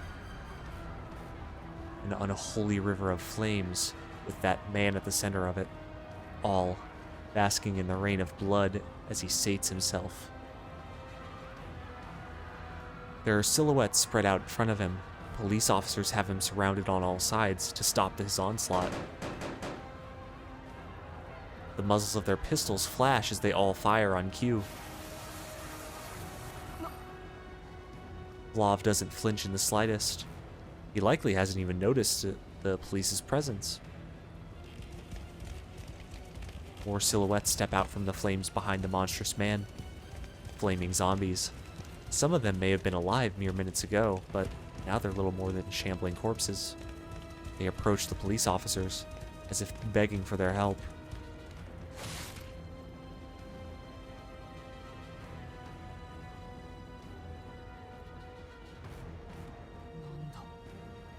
It's definitely a lot larger scale than what original felt like with Nero.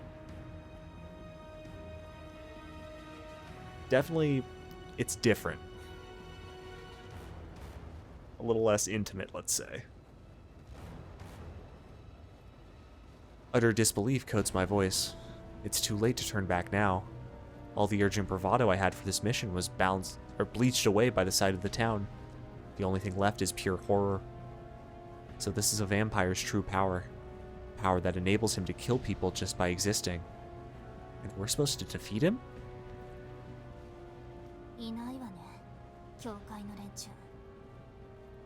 ここまで見境なしならそろそろやってくるはずだけど、やっぱりこの国には赴任していない。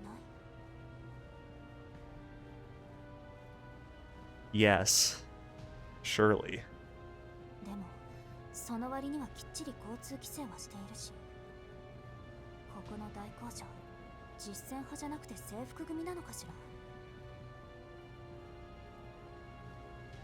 Arquade's focus lies elsewhere, away from the river of flames. She seems to be on guard for something else. さあ、どうしようかしき。見ての通り、ブローブはあの状態よ。私を探し出そうとする理性すらなかったただの殺戮者。あのまま放っておけば、あいつは血を消耗して弱体化する。ブローブの存在規模から言って、この町は燃え尽きるだろうけど、その後なら私一人でも倒せるわ。楽をして傍観をする？それとも。I know what she's saying. Do I want to brave the danger to save these lives? She must already know my answer, but she's still checking my resolve one last time. A chill crawls down my back. I stare back with as much willpower as I can muster. 方針に変更なしなのね。これを見ても気が変わらないなんて、あなたもグローブのことは言えないかも。でもどうするの？私はこのまま始めても構わないけど。 Starting? Is she saying she can change the location of the battle? なんとかできるのか、あの状況。うまくいけば私も人目につくのは避けたいし。頼む、今すぐあいつを叩き出してくれ。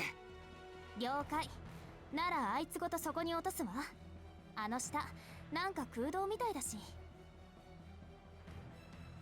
Take him below. Cavern? What is she talking about? Never mind, this isn't the time to be asking questions. We've got to get him away from here as fast as we can.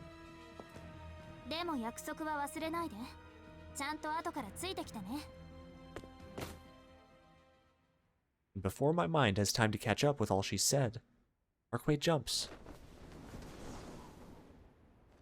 She abandons me on the roof and leaps into the void. Is Bro gonna be able to get down?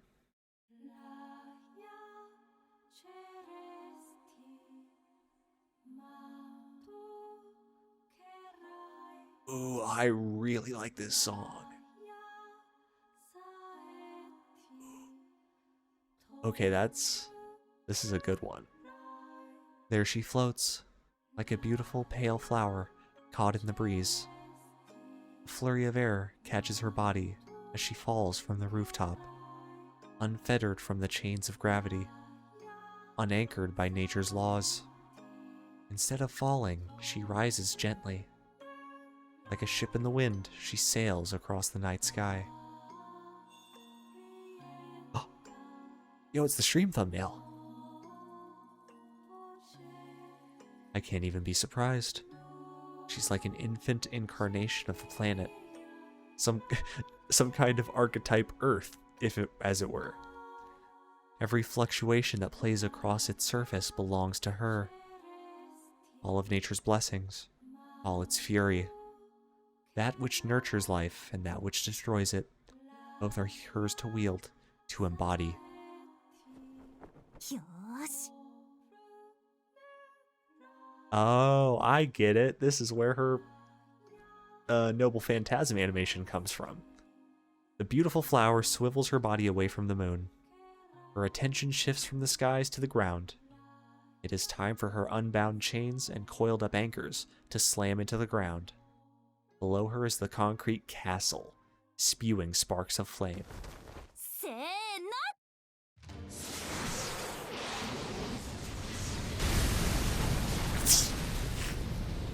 The flower that bloomed in the night sky transforms into a falling star.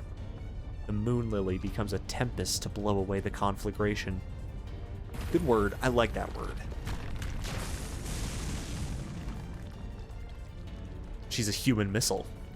She must have fallen from a height of some 80 meters in the sky to hit Vlav. No, not fallen. It was calculated. She launched herself right at him. After adjusting her trajectory in midair, she accelerates toward her target with a missile-like precision. Dirt and debris erupts in a cloud around the impact site. The massive storm of dust sweeps the area. Even the ever-expanding river of fire is snuffed out in one fell swoop. The police officers that had surrounded Vlav are sent flying backwards by the blast. Most of them are instantly put out of commission. Okay, okay, I was like, Arkwade ACAP? But no. Those who weren't knocked out are too overcome by fear to mount any sort of resistance. Perfectly natural response.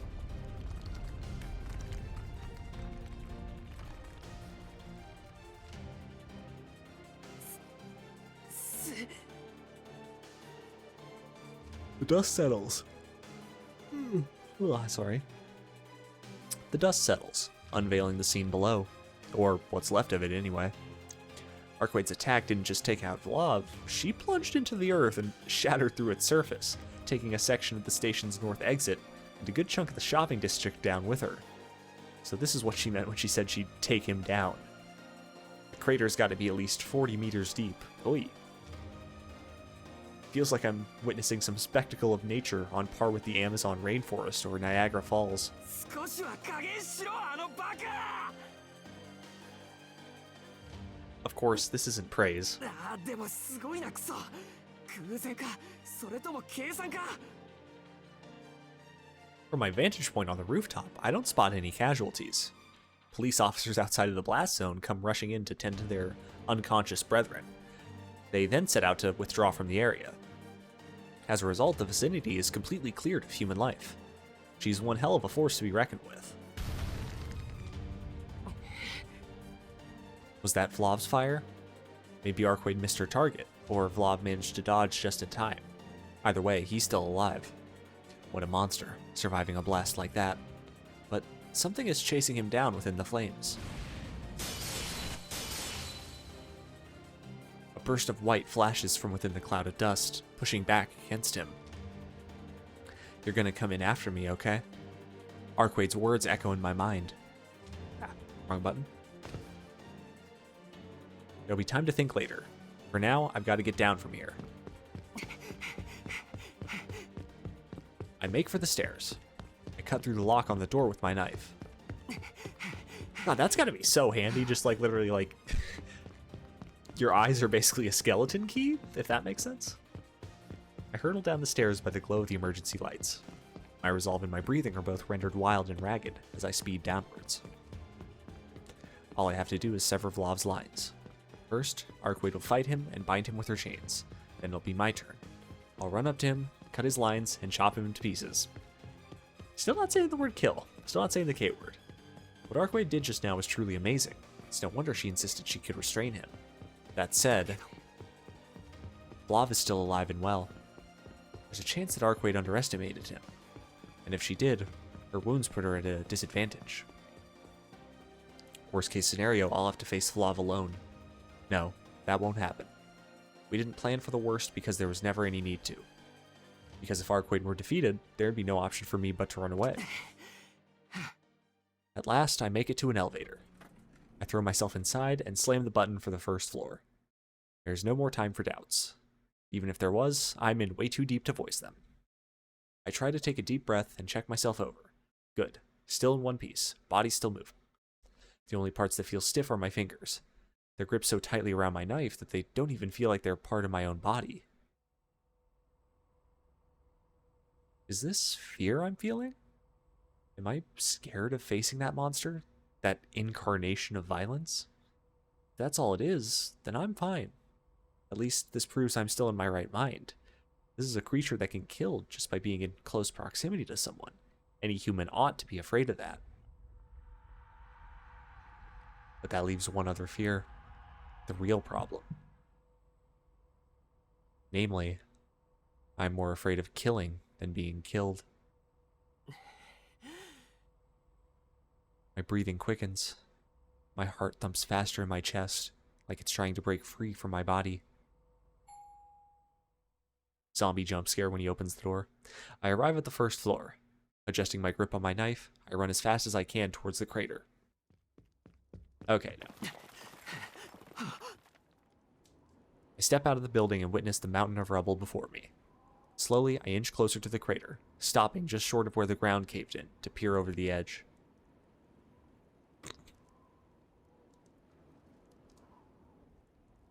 It's definitely 40 meters deep. I don't know why, that sprite looks funny. It looks like it's a different sprite that they're just like posing in a specific way to like reuse it as like a peeking sprite, if that makes sense. It's definitely 40 meters deep. There was a park here once, but there's no trace of it now. The debris is scattered across the slope, all the way down to where it bottoms out into the cavern. It looks like it'll be too steep to climb back up, though I should be able to get down safely enough. Which is why I...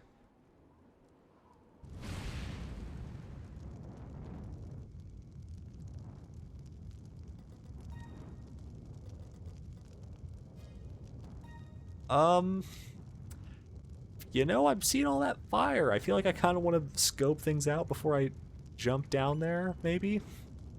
I can't go down there now. The pit below is filled with azure flames as far as the eye can see. In the middle of it all stands the towering vampire. Vlov Archangel. It appears that explosion didn't even scratch him. What a monster. By human standards, he might as well be immortal.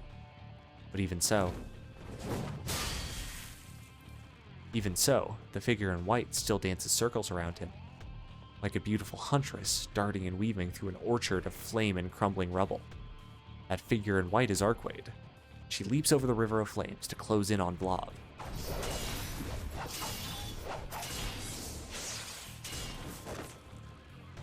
In his hand is some crude weapon.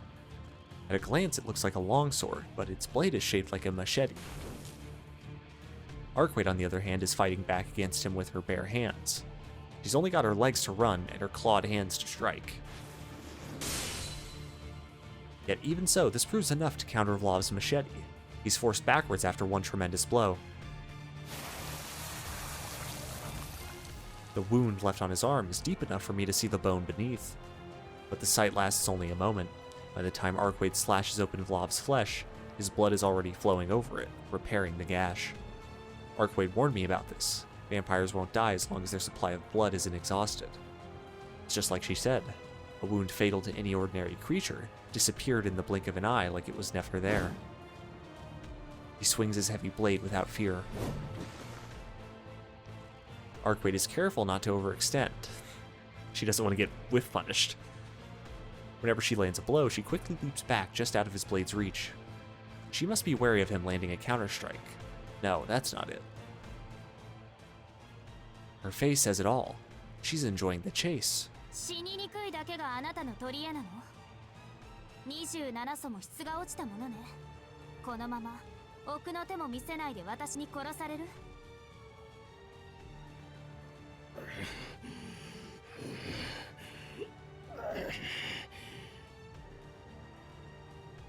Vlov's breathing comes out in ragged heaves. His morbidly pale skin is painted with anguish. He may be immortal, but there's a limit to his powers. Even though he appears to be unharmed, Arcwade's dive bomb must have wrecked him, maybe even dealt an otherwise fatal blow. And in regenerating his entire body, he's burned through most of his energy. Arcwade's in a similar situation due to me killing her. That sort of thing must have taken its toll on Vlov, too. I take it she's thinking the same thing. So she's distancing herself after each attack, essentially baiting Vlov to move in for the kill, hoping he'll risk it all on a full-blown counterattack.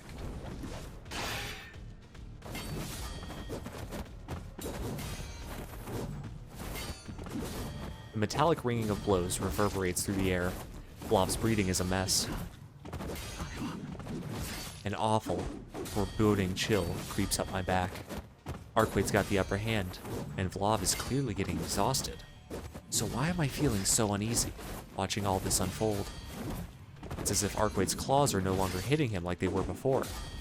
Worse, despite Vlov's ragged appearance, his swordplay, no, machete play, is still top-notch. It's as if he can see right through Arcwade's actions, anticipating and calculating her every move. But worst of all, he still hasn't used that flaming claw of his yet.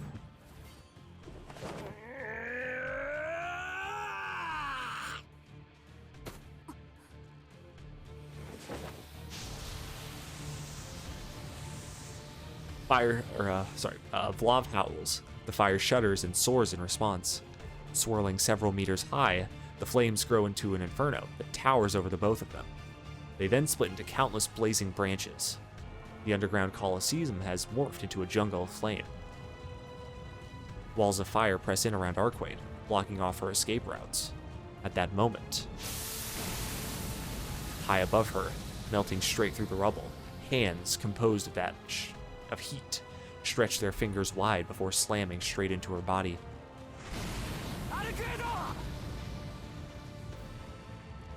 In that 1 second, the tides shift in Vlov's favor. Arcwade told me that she could withstand temperatures up to 3,000 degrees, but these flames just burn straight through concrete. They've got to be far hotter than that. Vlov stacked 3 of those fiery hands atop one another. A strike like that wouldn't even leave ashes behind. She never had a chance of escape. Now the fire only serves to lap up its prey. That's how it ends for the woman in white, incinerated without a trace. That is, if this had happened last night. go! The drip? Hello? The flames part. A white skirt flutters in the wind. My gaze is glued to the scene, mesmerized by her transformation. She told me all about it. I've got a plan. I'll remake my body beforehand. This black and white battle dress must be the culmination of her plan, a piece of armor that can withstand the heat of Lav's flames.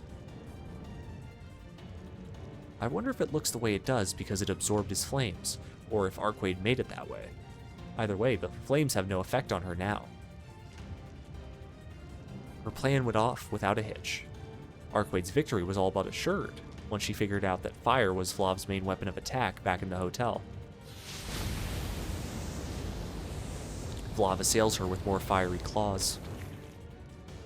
But Arcade bats them away with a casual flick of her left wrist. As easily as parting her hair, she cleaves through the wall of flames, scattering them left and right. The sparks that manage to touch her white dress sizzle and fade in submission. Her golden hair streaks behind her like a shooting star. The way she moves and swings her claws now is unlike anything I've seen her do so far. Vlav is forced to stumble back, helpless against her onslaught. The difference between them is astounding. It's hardly even a contest anymore. Vlav went from hunter to hunted the second his flames were rendered useless. Arcade is absolutely relentless, inflicting fatal wound after fatal wound as she corners the vampire. The only reason Vlav's still standing must be because he's still got some blood in reserve. But that will run out sooner or later, especially since there's no one left in the area for him to feed off of. All that's left is that which already flows within his body. Just a few more hits like this, and that'll be gone too. He'll be starved. And once he no longer possesses the fuel he needs to regenerate, he'll be little more than a regular corpse.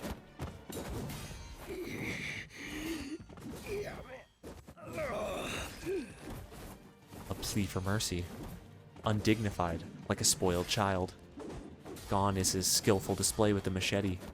His swings turn wild and graceless as he haphazardly plunges it at Arcade, almost like he were trying to cast away his fears. But she doesn't miss her chance to retaliate.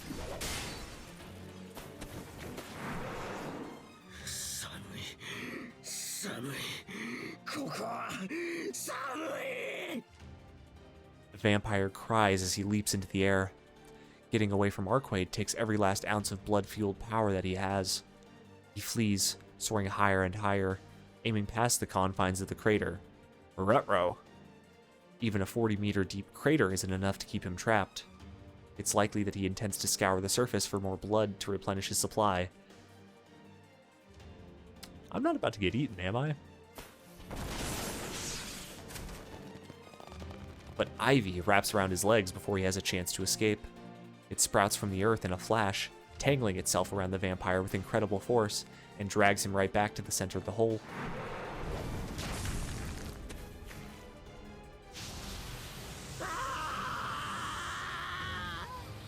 Bro is mauling. The river of fire at Vlav's feet is reignited. I watch as the azure flames turn the ivy to ashes, but it's not enough to release him of his shackles. New vines spring forth from this topsoil of ashes. No matter how many times he burns through them, the chains remain unbroken, reviving again and again like a phoenix. Even the immortality of a vampire pales in comparison to nature's infinite cycle of rebirth. These vines are that cycle made manifest. Short of burning down the entire planet, there's no way to escape them. No amount of vampiric powers or curses can extinguish nature's breath. Arcade dashes in his direction. Everything about her posture and demeanor tells me that she's going in for the final blow. She's already crushed every last one of his attacks. Finally, she decided to put an end to this. I'm happy to let her do the honors. She doesn't even need my involvement. Any moment now, Arcade will crush Vlav. There's just one thing. Even with our victory so close at hand, my heart beats like crazy. Something feels wrong. His agony, his labored breath, something tells me that things aren't as they seem. he hasn't done any ice stuff yet. Uh-oh. Wait a minute. Fuck, and doesn't his ice stuff only work in Melty if you lose the first round? Oh no.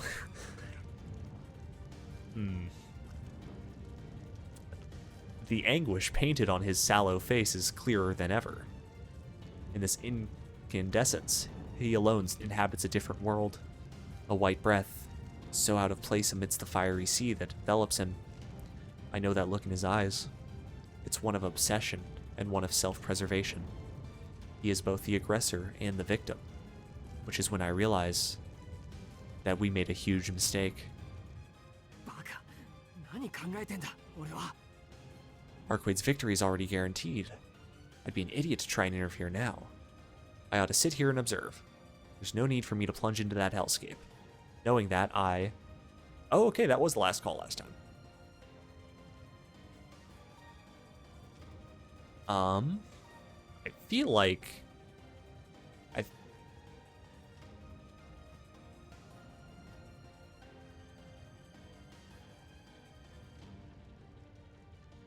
feel like we want to try and stop her. I remember what Arquade told me. Defeating a vampire means defeating whatever special abilities they possess. The problem is that we were looking at the wrong ability. In focusing on the fire, we overlooked everything else. But that's not where his true power lies. 違う。逆なんだ、アルクエイド。 I shout at her from high above, but I'm too far. My voice won't reach her. Despite it all, I scream with all my might. I know what type of power this vampire wields. It's not heat, but...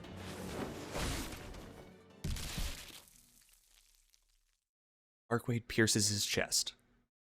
Blood spurts out from the wound. It flows quick and free, like a bottle uncorked. At last, this scorching nightmare is brought to an end. Flav is pushed past the final threshold. A terrible sound fills the air. It rends time and space as the vampire reveals its true form. The atmosphere crackles and sparks. The atoms that were accelerated by the heat suddenly decelerate at an unnatural pace. Electrons Sorry, I got taken aback by the song.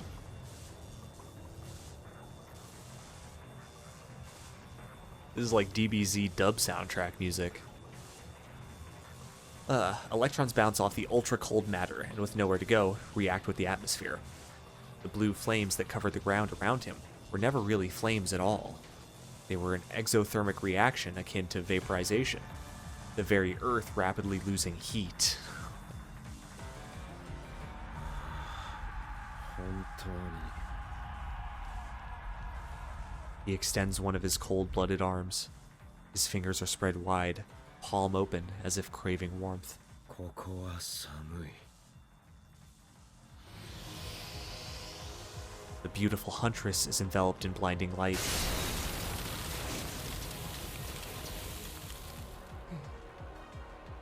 It wasn't just the temperature that dropped, the world itself underwent a drastic change. A torrent of ice blows Arquade away and engulfs the city beyond. Everything is frozen, from the ground in the pit below to the roofs of the skyscrapers, all in a flash. I wonder if anyone was left in those buildings. If there were people who still hadn't been evacuated, then the sheer cold would have robbed them of their heat and killed them in an instant. A shiver runs down my back at the sight before me. I'm afraid to think of what might follow this. It's stupid luck that I'm even alive now. Had I been behind Arquade on the other side of the crater, I would have been frozen alive. The river of flames could cover a wide area, but it also spread slowly. Most people would be able to outrun those flames if needed. This river of frost is something else. It might have a narrow range and follow a set path across the ground, but once it's fired, it spells instant death. If he manages to escape above ground, he'll slaughter the whole town. アルクエイド。そうだ、アルクエイド。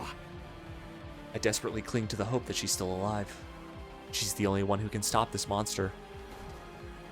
いた。 I spot her in the middle of the glacial river. Thank God for Arquade being tough as nails. It looks like that blast of ice didn't even dent her. そういうことなたは正気がないんじゃなくて正気から逃げていたのね。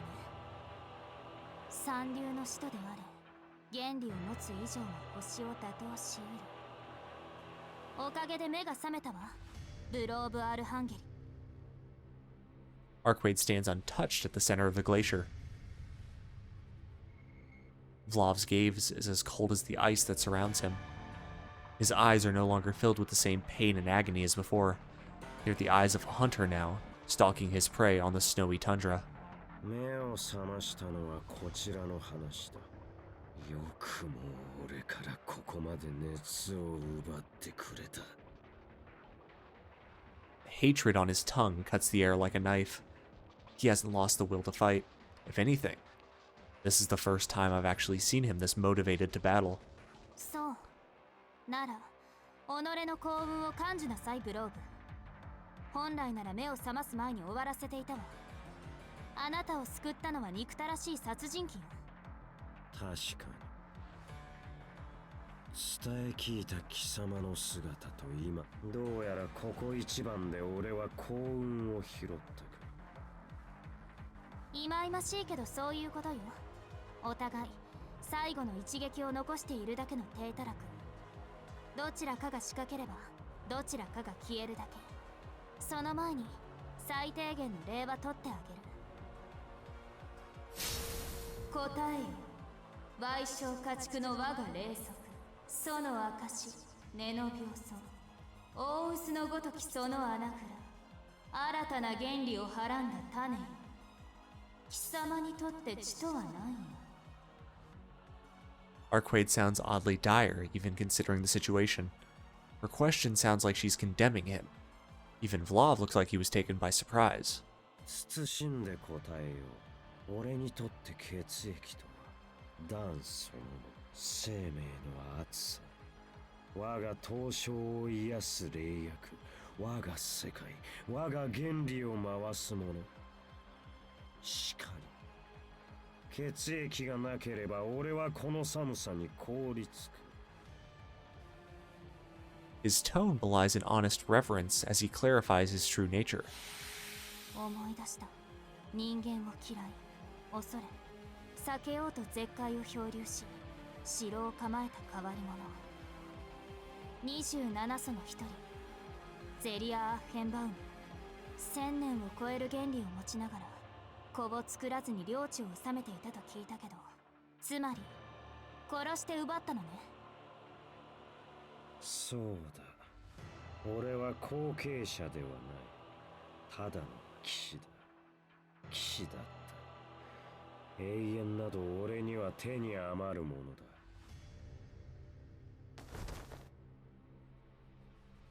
The vampire beckons towards his shadow with his right hand.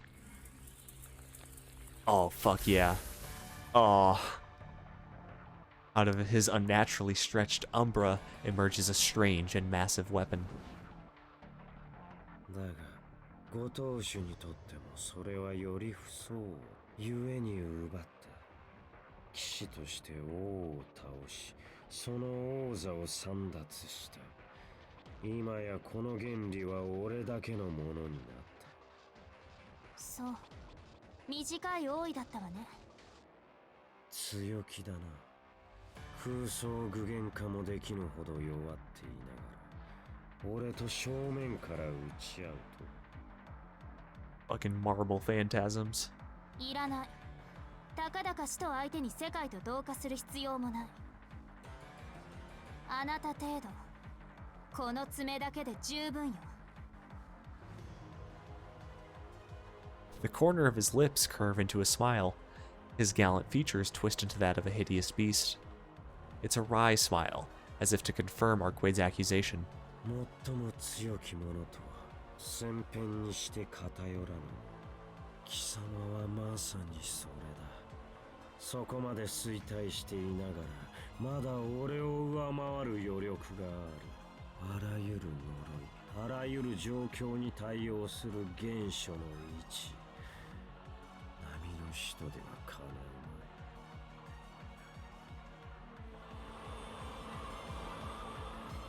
い。The air distorts.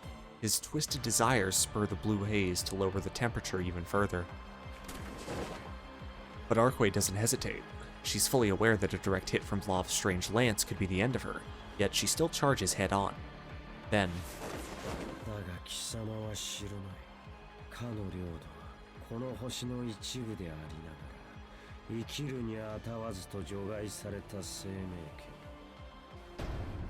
権。いかに真祖の姫であろうと、この地獄に耐えきれるか。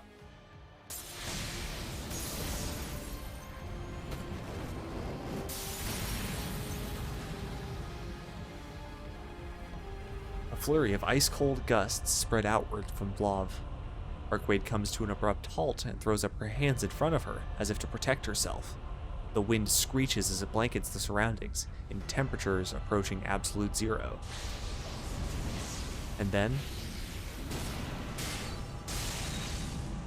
Oh, God. The biggest poke. The giant otherworldly spear shatters Arkwade's pure white dress.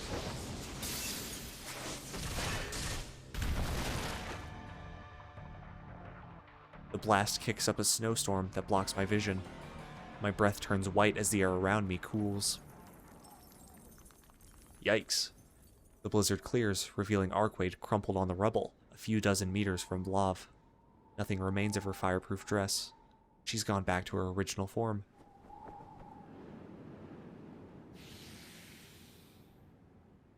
怪物め。俺の槍を受けて原型をとどめているか。だが。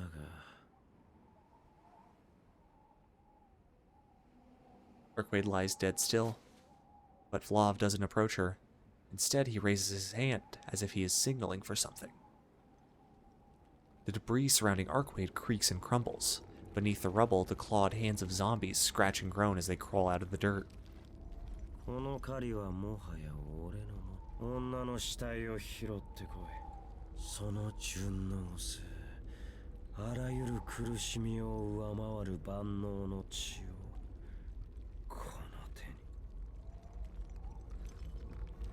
At Vlov's command, the zombies head to... I don't like these guys' faces. At Vlov's command, the zombies head to where Arkwade lies motionless. It's over. Our plan failed. There won't be another chance to chain up Vlov. Arkwade is gone, and the city is wrapped in the grim cold. Everyone is as good as dead. What I see before me now are the final moments before the world as I know it ends. Oh shit, did we get the bad end?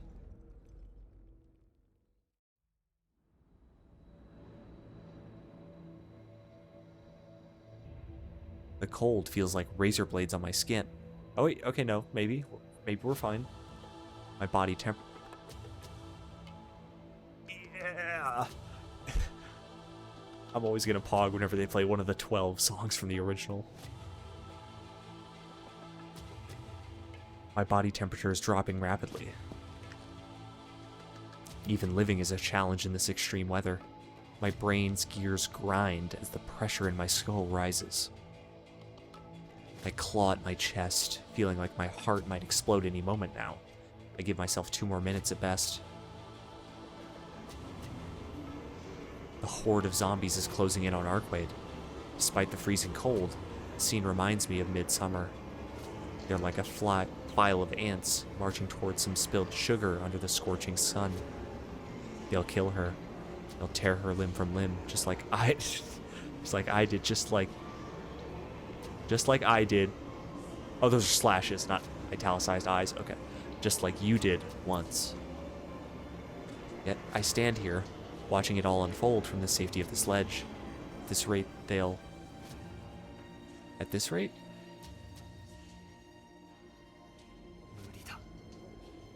That thing is a natural disaster in the guise of a human.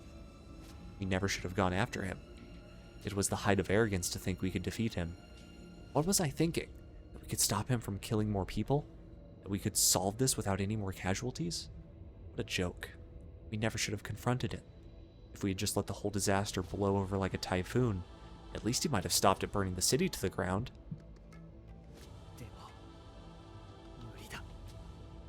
I couldn't do anything. You chose to do nothing. Choose to do nothing. They had nothing to fight back with. You have a weapon. Pressure builds against my skull. Thoughts turn to disarray as common sense wrestles with delusion. My consciousness turns to flee. I make no move to stop it. There's nothing I can do. No way I can fight him. But I've done enough. Any more is insane. But I should run while I can. Just turn away like a normal person. But she'll die. I stare up at the sky. Tall, frozen buildings invade my view. The people inside must have died in an instant. No chance to even manage a scream. Unlike what happened at the hotel, the pleading screams of the people there still haunt me even now. I look over at the fallen woman.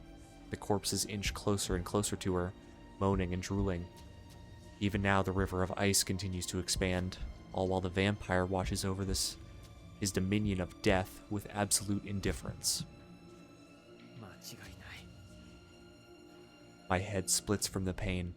At this low temperature, my heart has to squeeze and contract with everything it's got to keep my blood flowing. Everything points to just one conclusion.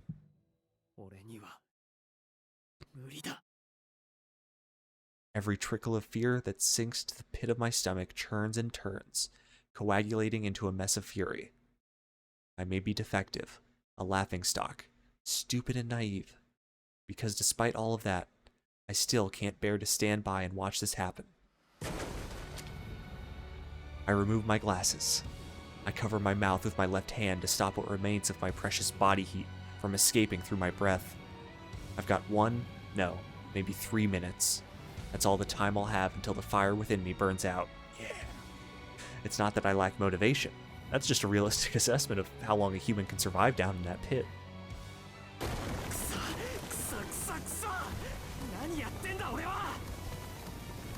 I scold myself as I slide down the slope. This is crazy. I'm crazy. This is also crazy. Run away if you want to live? No, it's the opposite. If I really want to live, I need to go in. This monster cannot be allowed to exist. This monster cannot be allowed to roam free. If I run away, I'll die. If I run away, the entire city will perish with me. So it's clear what I have to do now. If I want to live, I need to kill. If I'm going to survive, I need to charge. I have to go kill him, right here and right now, as fast as I can. My patience for this creature has already run thin. It dares to kill, steal, and live on, without remorse or repercussion. I cannot allow it to live. Not as a human, not as a fellow living creature. As long as this thing lives, it will be my prey. I will tear out its life force by the root. Yo. I run towards Arquade. The zombies are about to press their teeth into her tender flesh. I remember the question she asked me earlier. Can I actually bring myself to kill? Whether they're truly human or not, can I kill something that looks so human? It doesn't matter now. My head simply aches. I've never gone without my glasses for this long. I've never been this objective in my thinking. In my frenzied state, I make quick note of where each death line is on their bodies. Then, I commit to memory each of my undead targets. Hands off her, you eyesores. The dead shouldn't dare to prey on the living. Besides...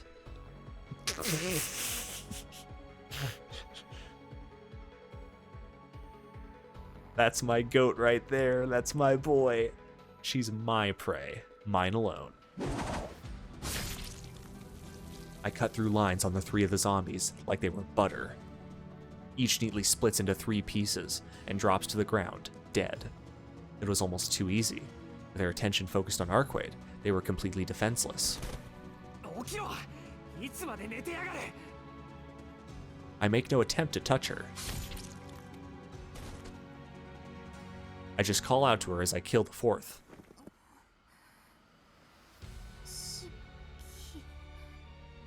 Roused by my voice, Arquade opens her eyes in a daze.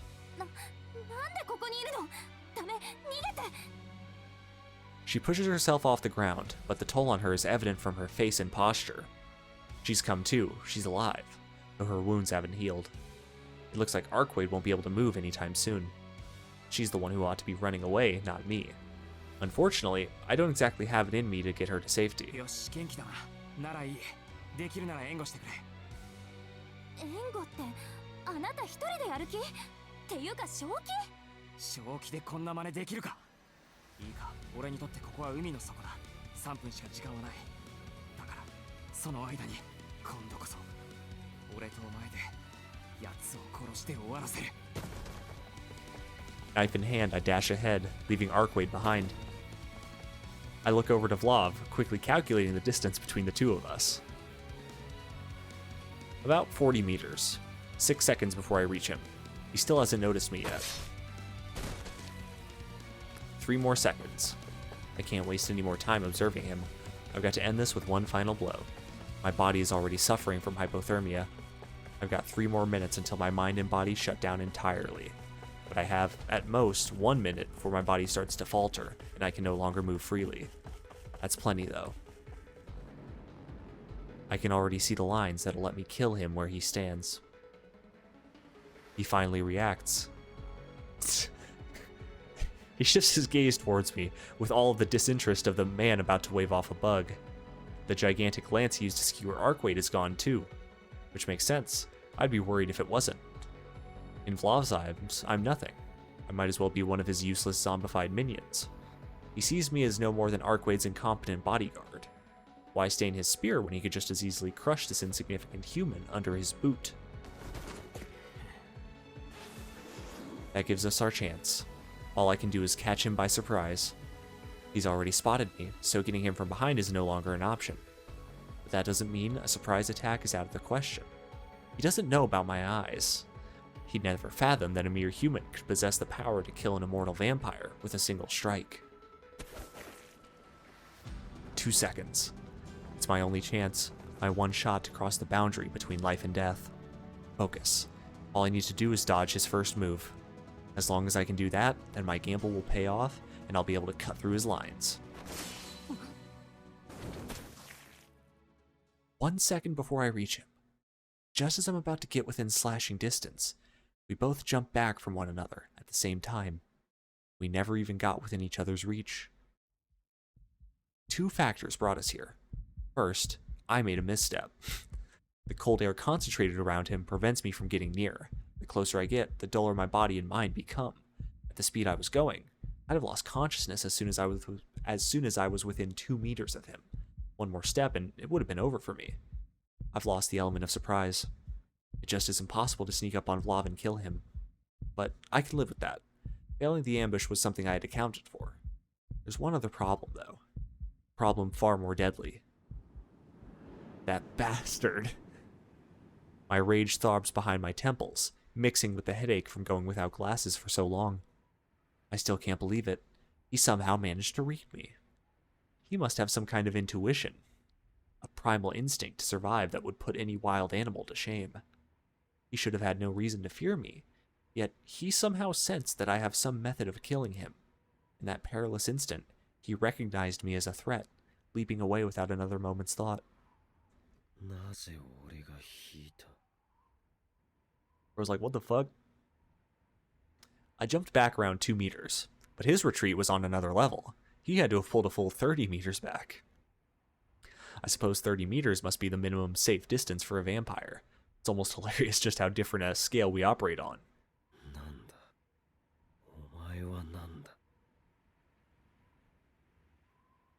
He took the words right out of my mouth.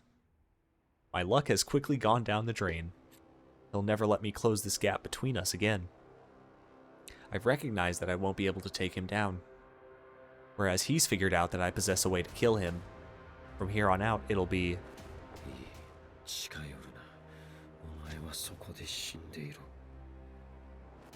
long distance massacre. Bro's literally like, I'm just gonna zone you, bro. The cold air condenses, forming icy objects in midair. They're sharp as spears, and like bullets they fly, targeting my skull. Do I dodge? Do I try to take them? Should I waste my weapon here, or continue to conceal it? The decision is made on instinct. headache wrings my brain like a wet towel. My eyes hone in on the instrument of death, like the focus being adjusted on a camera. If I cut the lines, these spears of ice, their inertia, the very bonds holding them together, will be killed right in front of me. Death takes aim at my temples. I align my knife with the projectiles. Humans were once feral beasts too. They're still host to the acute reflexes and instincts we had during that bygone time. As long as I'm free to move my body as I wish, these icicles are no deadlier than a pea shooter. However, I've used up my only shot at a surprise attack. His eyes tell me everything I need to know. He saw what I did just now. He doesn't have to understand how I did it, but I'll never get close enough to do it on him. I've lost my only avenue to victory. Should I really have shown him my trump card so soon? No, I shouldn't have. But it's not like I had another choice. I had to play my best hand in order to survive. I'll just have to find something that can make up for it. I limit myself to only the most necessary movements. Even if I can't get close to him, I should at least try to conserve my energy. There's only 2 more minutes left till I hit my limit. My fear is cast out by excitement. Caught in a battle for survival, my perspective on life and death gets turned upside down. 奇跡の類ではない。しかし常識でもない。俺の渇きを水のように通すとはどういう理屈だ。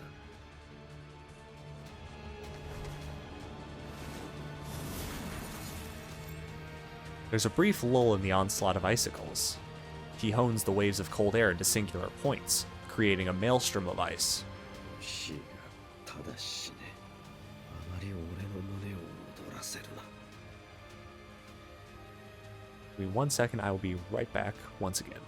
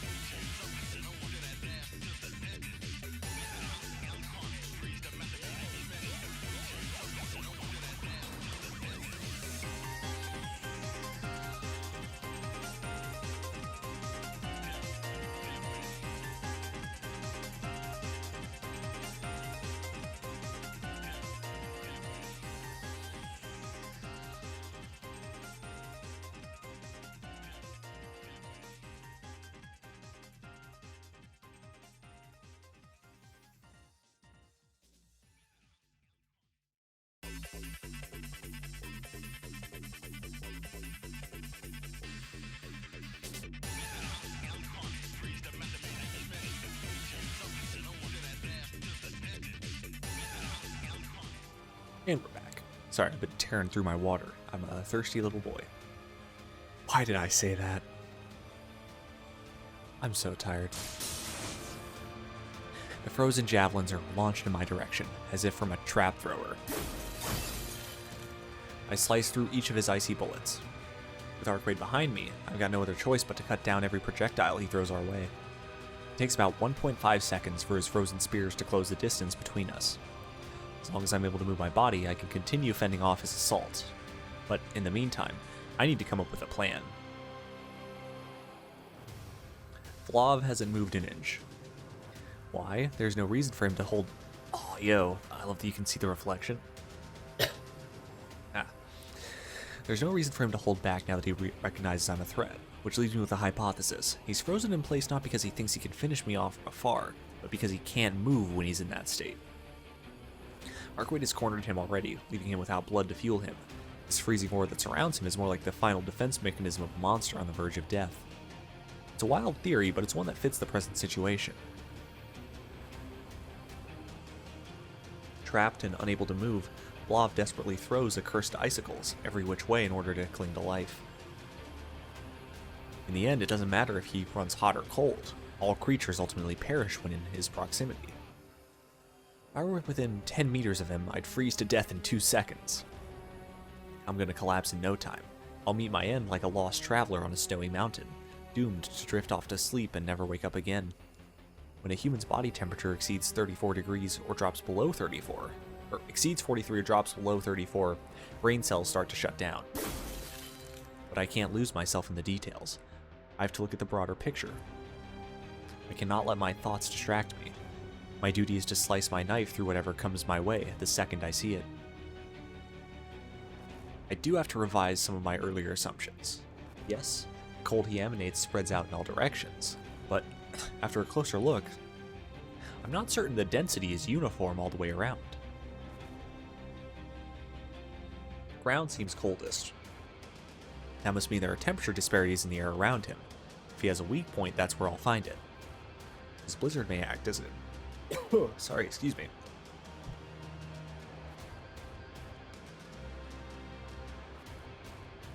Had something stuck in my throat. His blizzard may act as an all-encompassing barrier, but that doesn't make it impenetrable from every angle. 死の淵で主を守るか。勇ましいが限界だ。 Vlav draws the lance he used against Arcade from the shadows once more. As he does, a large tree of ice crystallizes in the air behind him, its branches extending in all directions.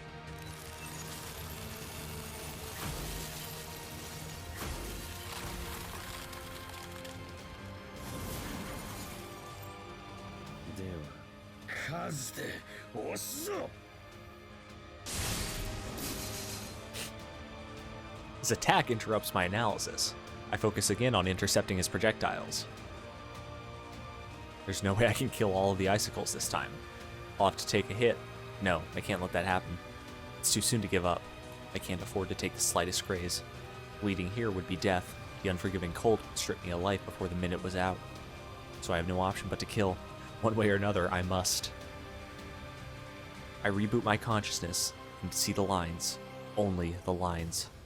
One by one, I take note of my prey. 26 in all. I devise my plan, plot where to move, where to slice and kill, and where to dodge. At the center of it all, I see it.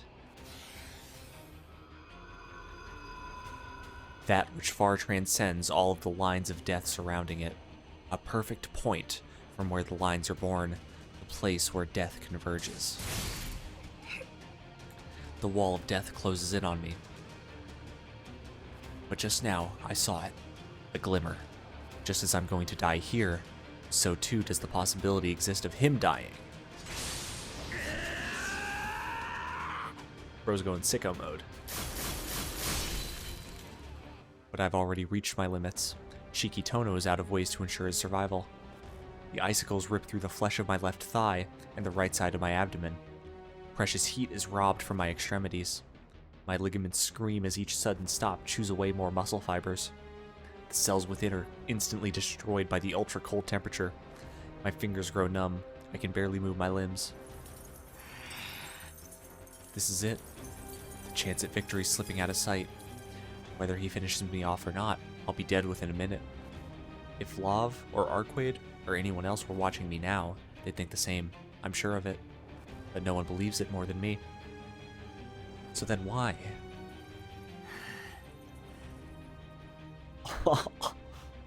Oh, he's got the Nanaya smirk, baby. It must be some primal animal instinct. Why is it that you're smiling during all this?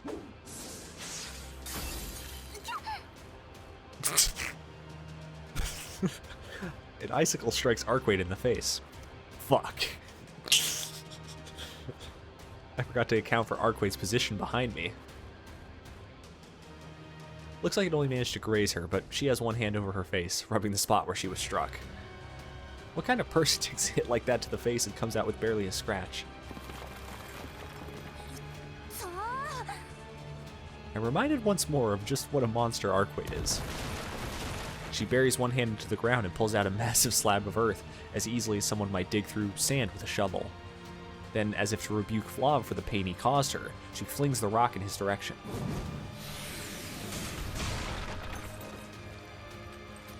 But he demolishes it just as easily with his lance. There's still not a scratch on him. It makes sense that he wouldn't be killed by rudimentary weapons. And yet, after seeing Arquaid's counterattack, it's like the final piece of the puzzle has fallen into place. Finally, I've got something I can work with. I can kill him with one blow, but to do that, I'll have to strike him before my body shuts down from the cold. How though? My legs won't carry me the distance they need to in a span of 2 seconds. I need something faster. To maximize my chances, I'd better approach him from an angle where the cold is thinnest, but I can't use my legs to do that. Got no other options. At this rate, I'll die anyway. It's no longer a question of if I can do it, but how. Brace yourself. There's only one way to get close enough, and that's by throwing, taking flight, pulling. What the fuck? I can roughly intuit what, like, I'm assuming they mean like pull him towards us. Okay,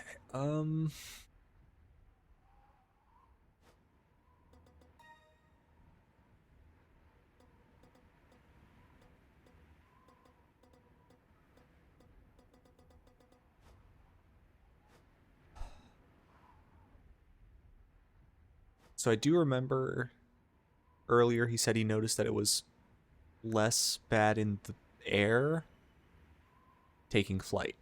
Or I suppose it'd be more accurate to say falling down. But can I actually pull it off? The whole thing would be down to luck. I'm already aware that there's no way I'd come out of this venture unscathed. For one, the impact of the landing alone would break my bones and turn my muscles to pulp. Will you be able to bear such agony? I narrowly sliced through the projectiles as if I were cutting through my own hesitation. Those were a little too close for comfort, but I ought to thank him. That last shot has opened my eyes. I just need to take whatever pain that comes my way. I've never been particularly susceptible to the sting of death to begin with. From now on, I'll tune every last thought to the prospect of killing. I have no doubt that Vlav is already doing the same. I think it is going to be funny, though, if he's like, yes, I will come at you from above. And then Vlav just literally looks up, slowly just tilts the lance directly up. Shiki's like, well.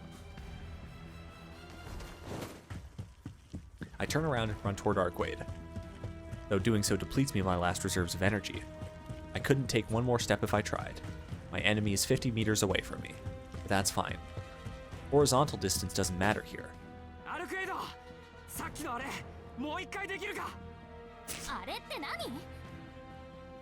I quickly explain my plan to her. It's a short explanation. She views me with total bewilderment, but something about my expression must have convinced her.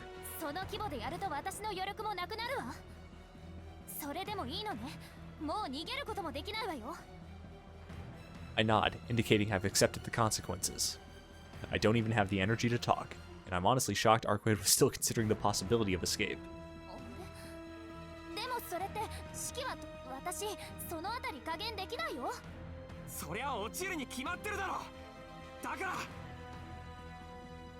Even though I was supposed to catch my breath, I can't help but yell before getting to my plan. Which is when? There's no time to explain. Flava's already sent another merciless storm of spears our way. いいか全力で手を抜かずやってくれやりすぎてもいいお前に殺されるならそれはそれで本望だ We don't have time to dance around the issue.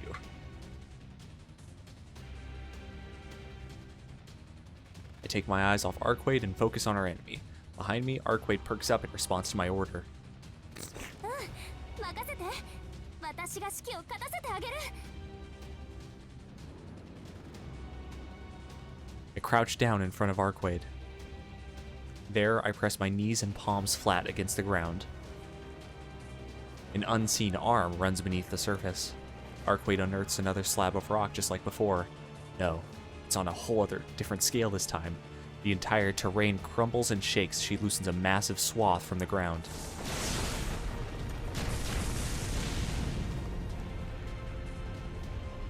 It's an explosion of soil, a veritable upheaval of the ground. The terrain splinters into countless pieces. If Vlov's cold is a blizzard, and Arcade's made a tsunami of earth. Even Vlov's deathly icicles are but droplets, splashing against a tidal wave.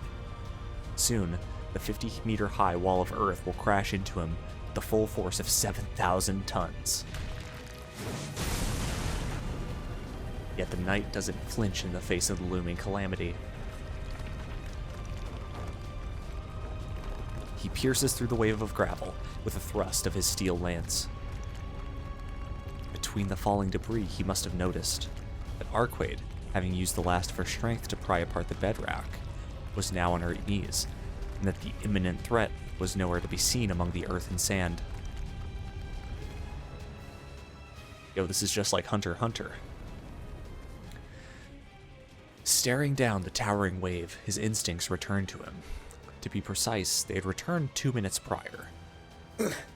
When a lone human forced him into retreat, that which he had thought was forever lost to the cold was rekindled, and he found himself regaining a semblance of his sanity.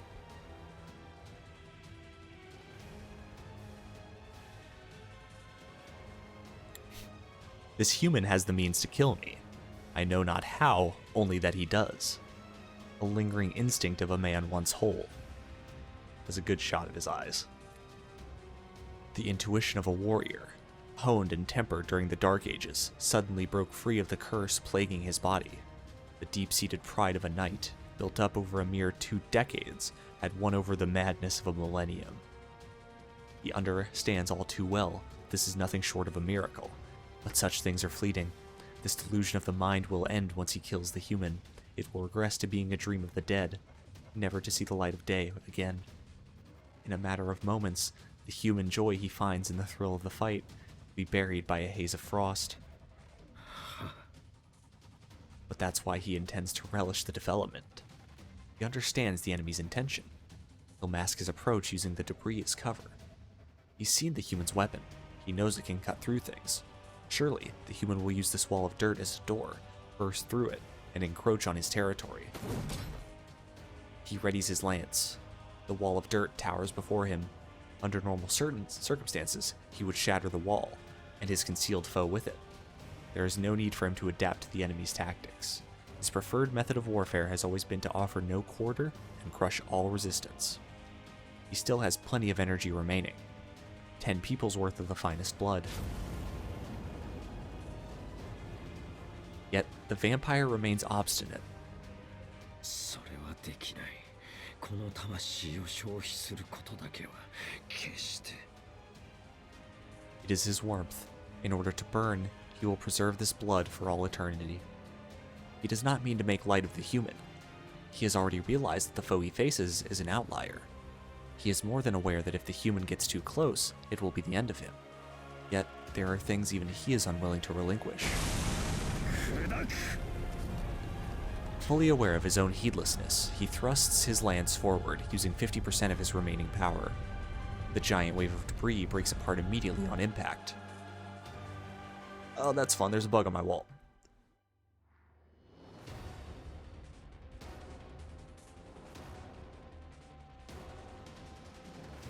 Ladies and gentlemen, we have caught and compromised to a permanent end the bug on my wall.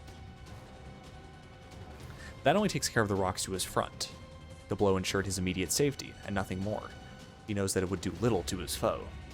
He knows the enemy will come for him. No matter the cost, he will come. Unfortunately, there are limits to the human body. It has no way of passing through this rain of debris. Even with the true ancestor princess on his side, some things are impossible.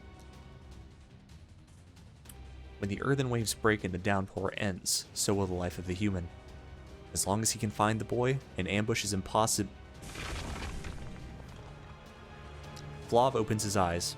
They're equipped to peer leagues into the distance. But he finds nothing. Not even a glimpse of a shadow creeping away. Could he have actually managed to kill him with that mighty blow? No, this foe would never die to something so simple. He chastises himself for thinking so highly of the enemy, yet a deathly cold chill runs down his spine. For a single second, he allowed his mind to drift from his foe.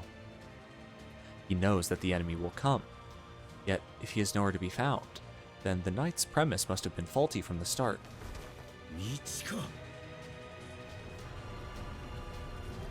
The vampire looks up at the sky. There, he finds his enemy illuminated under the moonlight. Yo! The pale blue ghost lights of the mystic eyes of death perception bear down upon him. God.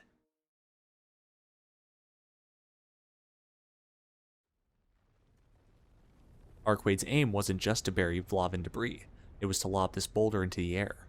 The one I was strapped to, far out of the vampire's view, and more importantly, above the reach of his cold.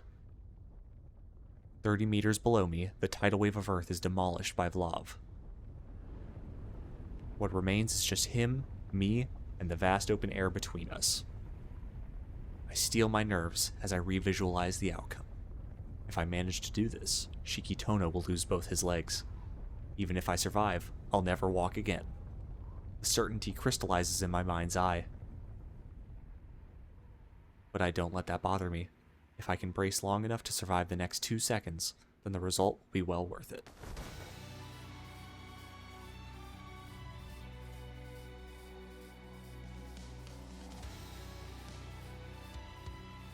It took him only a second to find me. While I admire his speed, it'll be 1 second too late. あれ？でもそれって式は途中で落っこちない？私そのあたり加減できないよ。そりゃ落ちるに決まってるだろ。だから。お前が俺に道を作ってくれ。Holy shit. 1 in 3 chance. Did we actually get the right one? Holy. The floating rocks fall into place like puzzle pieces. A hastily constructed slide connected by ivy. We sit on the same coordinates with only the air between us.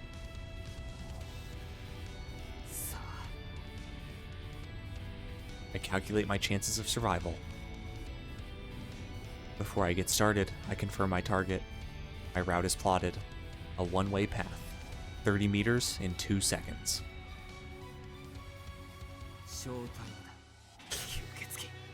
Yo. My descent begins. I plunge down the slide into the maw of death. I've given up on reacting. I can only make my decisions one at a time, 1 second at a time. During the 2 seconds leading up to my touchdown, I focus on 2 factors. Every decision I make could end in my death. When faced with such a scenario, I must concentrate on where my chances of dying are particularly high. I visualize every point that could lead to certain death. Only 2 such exist. Elsewhere, my chances of survival lie around 10%. I don't need to worry about those. 10% is more than enough. The problem lies with the ones where I have a 0% chance. A scenario where I will die, no matter how deftly I perform, no matter how careful I am. Which is why I must do whatever I can to raise those odds from 0 to 1%. I need to sharpen my senses if I'm to overcome these 2 obstacles of death. I don't have the luxury to allocate them anywhere else. As I drop down, I no longer have the capacity to plan ahead for anything else either. What if I'm wrong, and there are more than 2 points of certain death? I can't even fathom it. If there are, then it's already over for me. I don't have the strength to avoid 3 of them. That would just mean his power exceeds my wildest expectations. Icicles appear in the air behind him and shoot forth at me, as if to smother their prey. They close in like the jaws of a beast. It's terrifying, but I'm beyond caring now. That fear amounts to nothing more than a base animal instinct. I had seen this coming from a mile away. It's the thing I feared would kill me. 10 meters. I've passed through the first obstacle. Every last one of my nerves is on fire. My muscles are tuned to perfection. I rapidly twist and turn my torso. Even though it should have been impossible for me to change the trajectory of my descent, I managed to somehow do it after calculating the angle of his weapon. The metallic object narrowly skims the air beside me. My 0% gamble pays off, and I manage to avert certain death. Only 1 second before I land. It's my victory. He's out of moves. Both obstacles are determined in the span of a second each. Now I have to kill him, for my insides are pulverized by the impact of the fall. I don't care what'll happen to me afterwards. In this moment, all of my focus is on piercing his line. But if he were to have one more move up his sleeve, something outside of my predictions... No, there's no time to think, no time to avoid it. Even if I could change my trajectory at this juncture, I wouldn't waste my time on it. The time for thinking is over. If I'm going to die, that was decided the second I started my descent. This is fine. If my brain is to be skewered by the ice here, I doubt I'd even register it.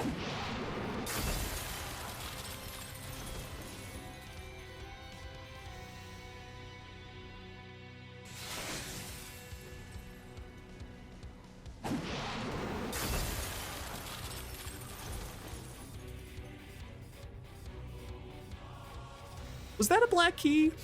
Did I just see a black key there? Second obstacle, the negative 100-degree temperature that defies the laws of human nature and stops the human body in its tracks. My impulse to brace for a landing, and even my concerns for the sanctity of life, are left behind in the skies above. Kinetic energy courses from my thighs to my hips up to my back, and from there into my right hand as I swing the knife down. Now that the motion has been set into action, there's no way of stopping it. I'm a killing machine fueled by inertia. All my brain needs to do is locate the lines.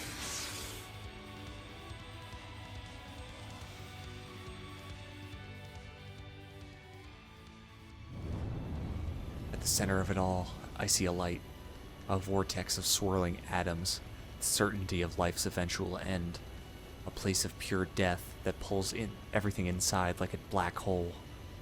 My brain may have cast out all rational thought, but it still comprehends what it's seeing through sheer instinct. If the lines are what brings death to life, then this core brings death to the origin of its existence, the end of the universe, where any creature, be they monster or mortal, can be killed with a simple stab. I can't say I care much for this sudden revelation. I really didn't want to know about this right now. My entire body trembles with emotions that run much deeper. Having used his lance already, Law unsheathes his machete. Realizing my aim, the vampire readies for another counterattack. It's his final move in this game against an underhanded opponent like myself. This man is the real deal, a shining example of his kind. I don't know or care where that bar is set for vampires, but he's a killer through and through. I can't help but despise him. When he was sane, before he was a vampire, I'm sure he was a knight worthy of envy. Even if not a shadow of that man remains.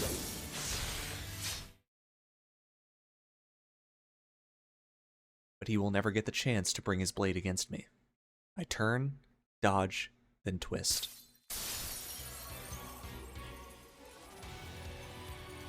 My eyes trace his core. Oh my god.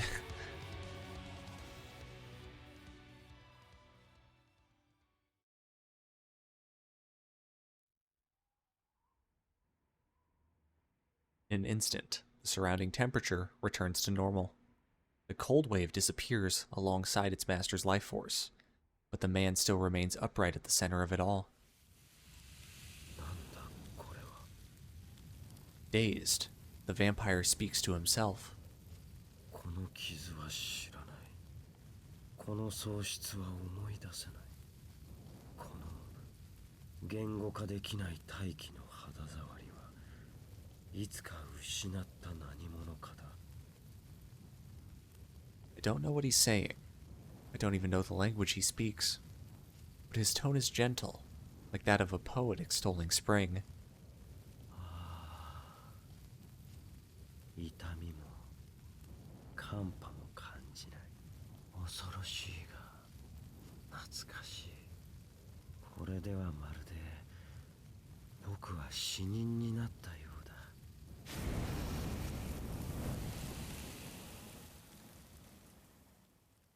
Rose boots are still there.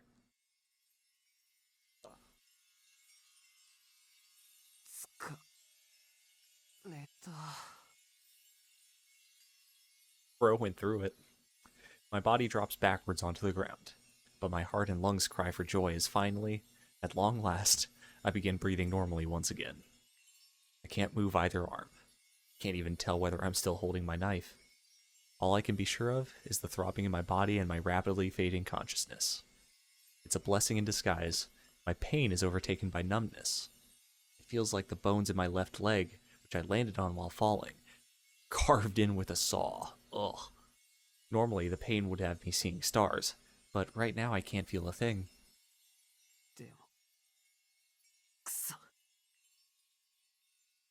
The miserable words pass my lips even though I will them not to.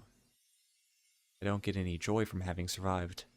I don't even feel pride in having done some great feat. Add another one to the feat counter. It wasn't a miracle. It was nothing. After all was said and done, I just charged at him with every emotion I possessed. Solitary crescent moon sits high in the night sky. How odd. It feels familiar somehow, like I saw something just like it in a dream once. 大丈夫、シキ。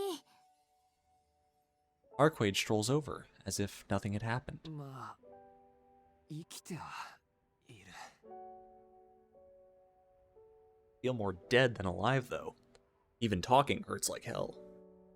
But you're not gonna hear me make petty complaints while I'm still alive. もうそんな謙遜しちゃって。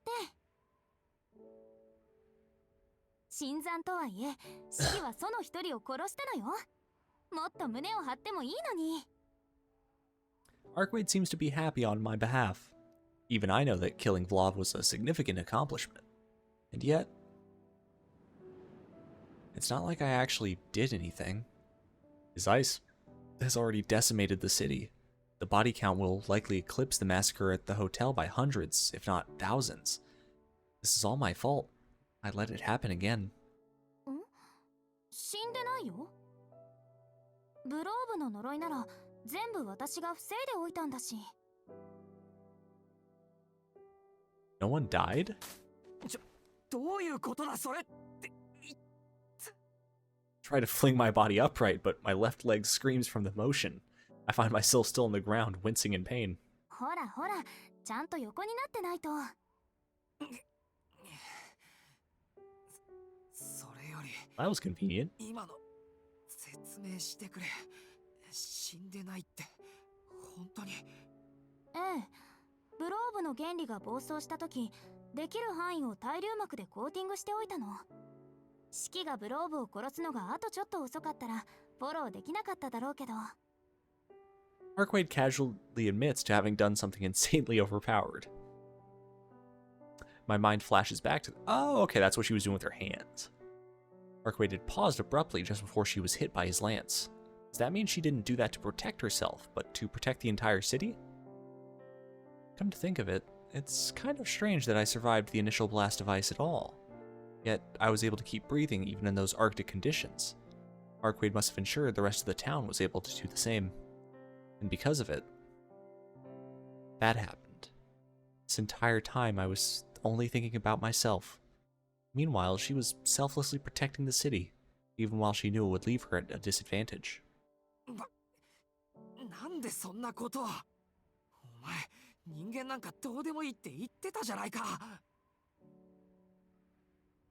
A strange wave of anger washes over me as I shout at the space case standing next to me. Arcwade raises her brow curiously. だってシキがそうしてほしいって言ったんだもん。 Aww. I said something that idiotic? Seriously? When? Where? Don't tell me she did it because... なんか、お前は別。だって血を吸ったことないんだろ。ならいい。吸血鬼だろうとなんだろうと、俺たちに手を出さないでいてくれるなら、それでいいんだ。I can't believe it. As long as you don't lay a hand on humans. She followed that? Even though she might have lost her life in the process if anything had gone wrong? I laugh at the bizarre reality of it all. If anything, I'm more dumbfounded than ever. But more than that, I am incredibly, incredibly grateful. I close my eyes. If what she says is true, then I suppose it's fine for me to rest now. My chest, which had been filled with nothing but regret, is now overcome with relief. My consciousness starts to fade away. I forget all about the pain in my leg as I slip into a deep, dreamless slumber. At least, I try to. Oh, I was about to say, like, now she's gonna pull out the "you can't be sleeping when you're injured" thing. But Arcwade hits me over the head with a loud thwack, forcefully pulling my awareness back to the land of the living. 何のつもりだ。ダメ。そんな傷で眠っちゃったら起きてから余計苦しいでしょ。眠るのは傷を塞いでから。その方が効率的よ。 She's right about that. But who was the one that told her that in the first place? クエド、本気で忠告していいか。何？あのな、あんまり無茶言うな。このバカ女。 This is the end. With that, I've burned through my very last reserves of strength. My consciousness is already in a distant place. I can hear Arcwade making some big fuss at the back of my mind, but I no longer have the energy to open my eyes. ちょっとシキ、本当に眠っちゃうの？ Yeah, because I'm tired. Tired enough to drop dead right on this spot. I'll wake up again tomorrow, I promise. 本当に本当？それきっと痛いよ。治さなくていいの？起きたら間違いなく失神するよ。 You're so loud. Going to sleep so you can do whatever you want. そういうことなら早く言ってくれればよかったのに。 She sounds bright and cheery. Her tender fingertips feel cool against my already ice-cold skin. It's nice, soothing. Delight replaces the fatigue inside me. 戦利品？っていうか、その死骸？まあいっか。ちょうどどこに捨てようか困ってたものがあったんだ。 I'm sorry? What was that squelching noise? 何今の感触。なんか塗ったのか今。うお、いたた。痛覚戻ってきてる。めっちゃ痛い。いや、かゆい。つか怖い。お前一体。 Just as I'm about to lay into her, I'm suddenly hit with a tremendous sense of emptiness. Perhaps my shouting burned through my last supply of fuel. This time I know I'll fall into an uncontestable slumber. 大丈夫。悪いものじゃないわ。そげた肉の分だけならこれで塞がるわ。でも、骨ばっかりはちょっと無理かな。後でちゃんと人間の医者にかかりなさい。 I'm sorry, you're just filling up my wounds. Okay. Her cold fingertips part from my skin. 眠っちゃったシキ。 Yeah, I am. It's been a while since I've slept so soundly, without a whiff of fear. しょうがないな。シキの家って坂の上の屋敷でしょ。なんとか送り届けてあげる。 In my sleep, I only see the white moon. お疲れ様シキ。それとありがとう。今夜はあなたのおかげで助かっちゃった。 Her words of gratitude float about weightlessly. I can't hear her voice anymore. Finally, without anything else to intervene, I fall into the deepest of sleeps.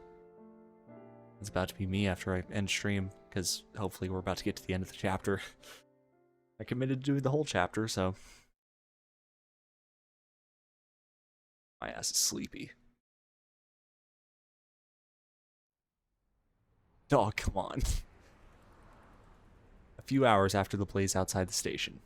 While the fire raged, firefighters on the scene reported it would take 2 full days to put it out. However, around midnight, the fire died down and was fully extinguished soon after. An officer dispatched to the location said it was as if a living creature decided to up and leave.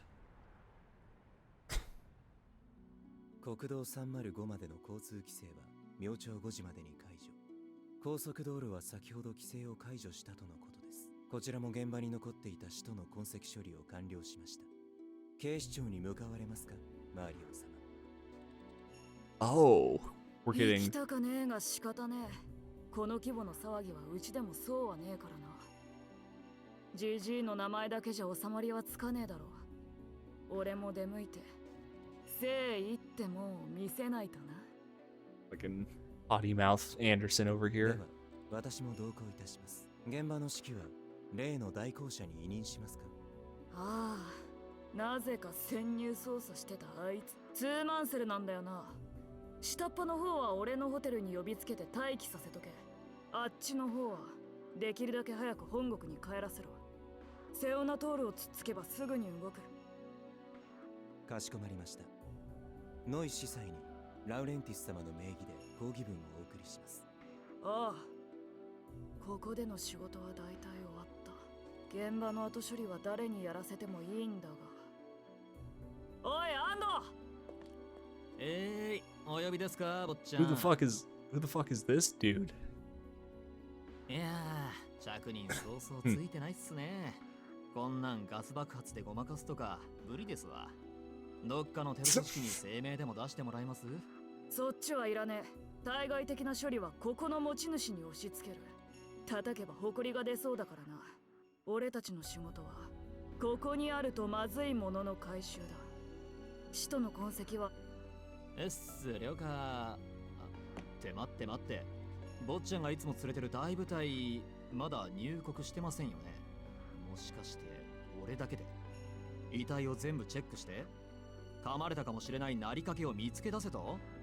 つけ出すだけじゃねえぞ。生きているなら教会に送れ。死んでいるならもう一度殺してやれ。 Kill him again. そういうドブさらいが嫌になったから坊ちゃんに雇ってもらったんですけど。急げ。遺体の安置所には人払いをさせておく。貴様なら夜明けまでに済むはずだ。動かない標的に引き金を引くだけのお仕事ですし、精神的な負担を無視すればの話ですけどね。Alright, this dude's kind of funny. カリウス、お役所回りを始めるぞ。はい、すぐに。その他手配は必要ですか。この規模の汚染であれば応援の要請もすぐに。その必要はねえ。つうか絶対知らせるな。この件はここだけで片付ける。しばらくは情報収集だ。これでも正義の味方だからな。いたずらに犠牲は増やせない。誰が敵で誰が邪魔者かきっちり当たりをつけなくちゃな。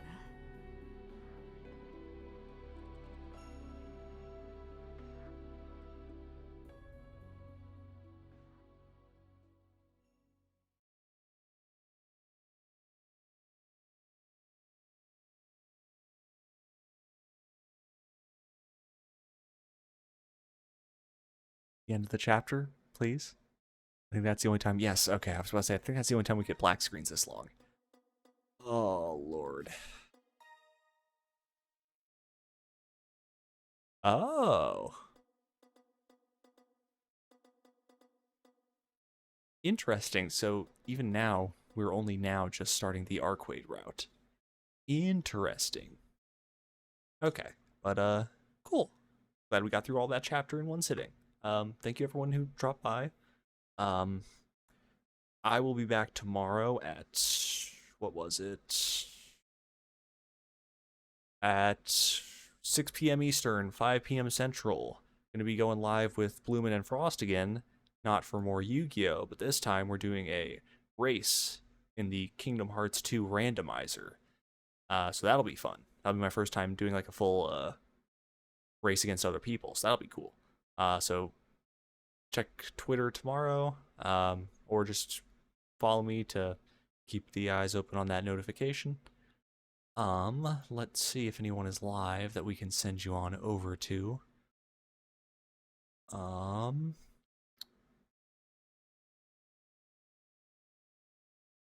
Doesn't look like it. I mean, I don't blame anyone. I wouldn't want to be up at 11 p.m. on Tuesday night either.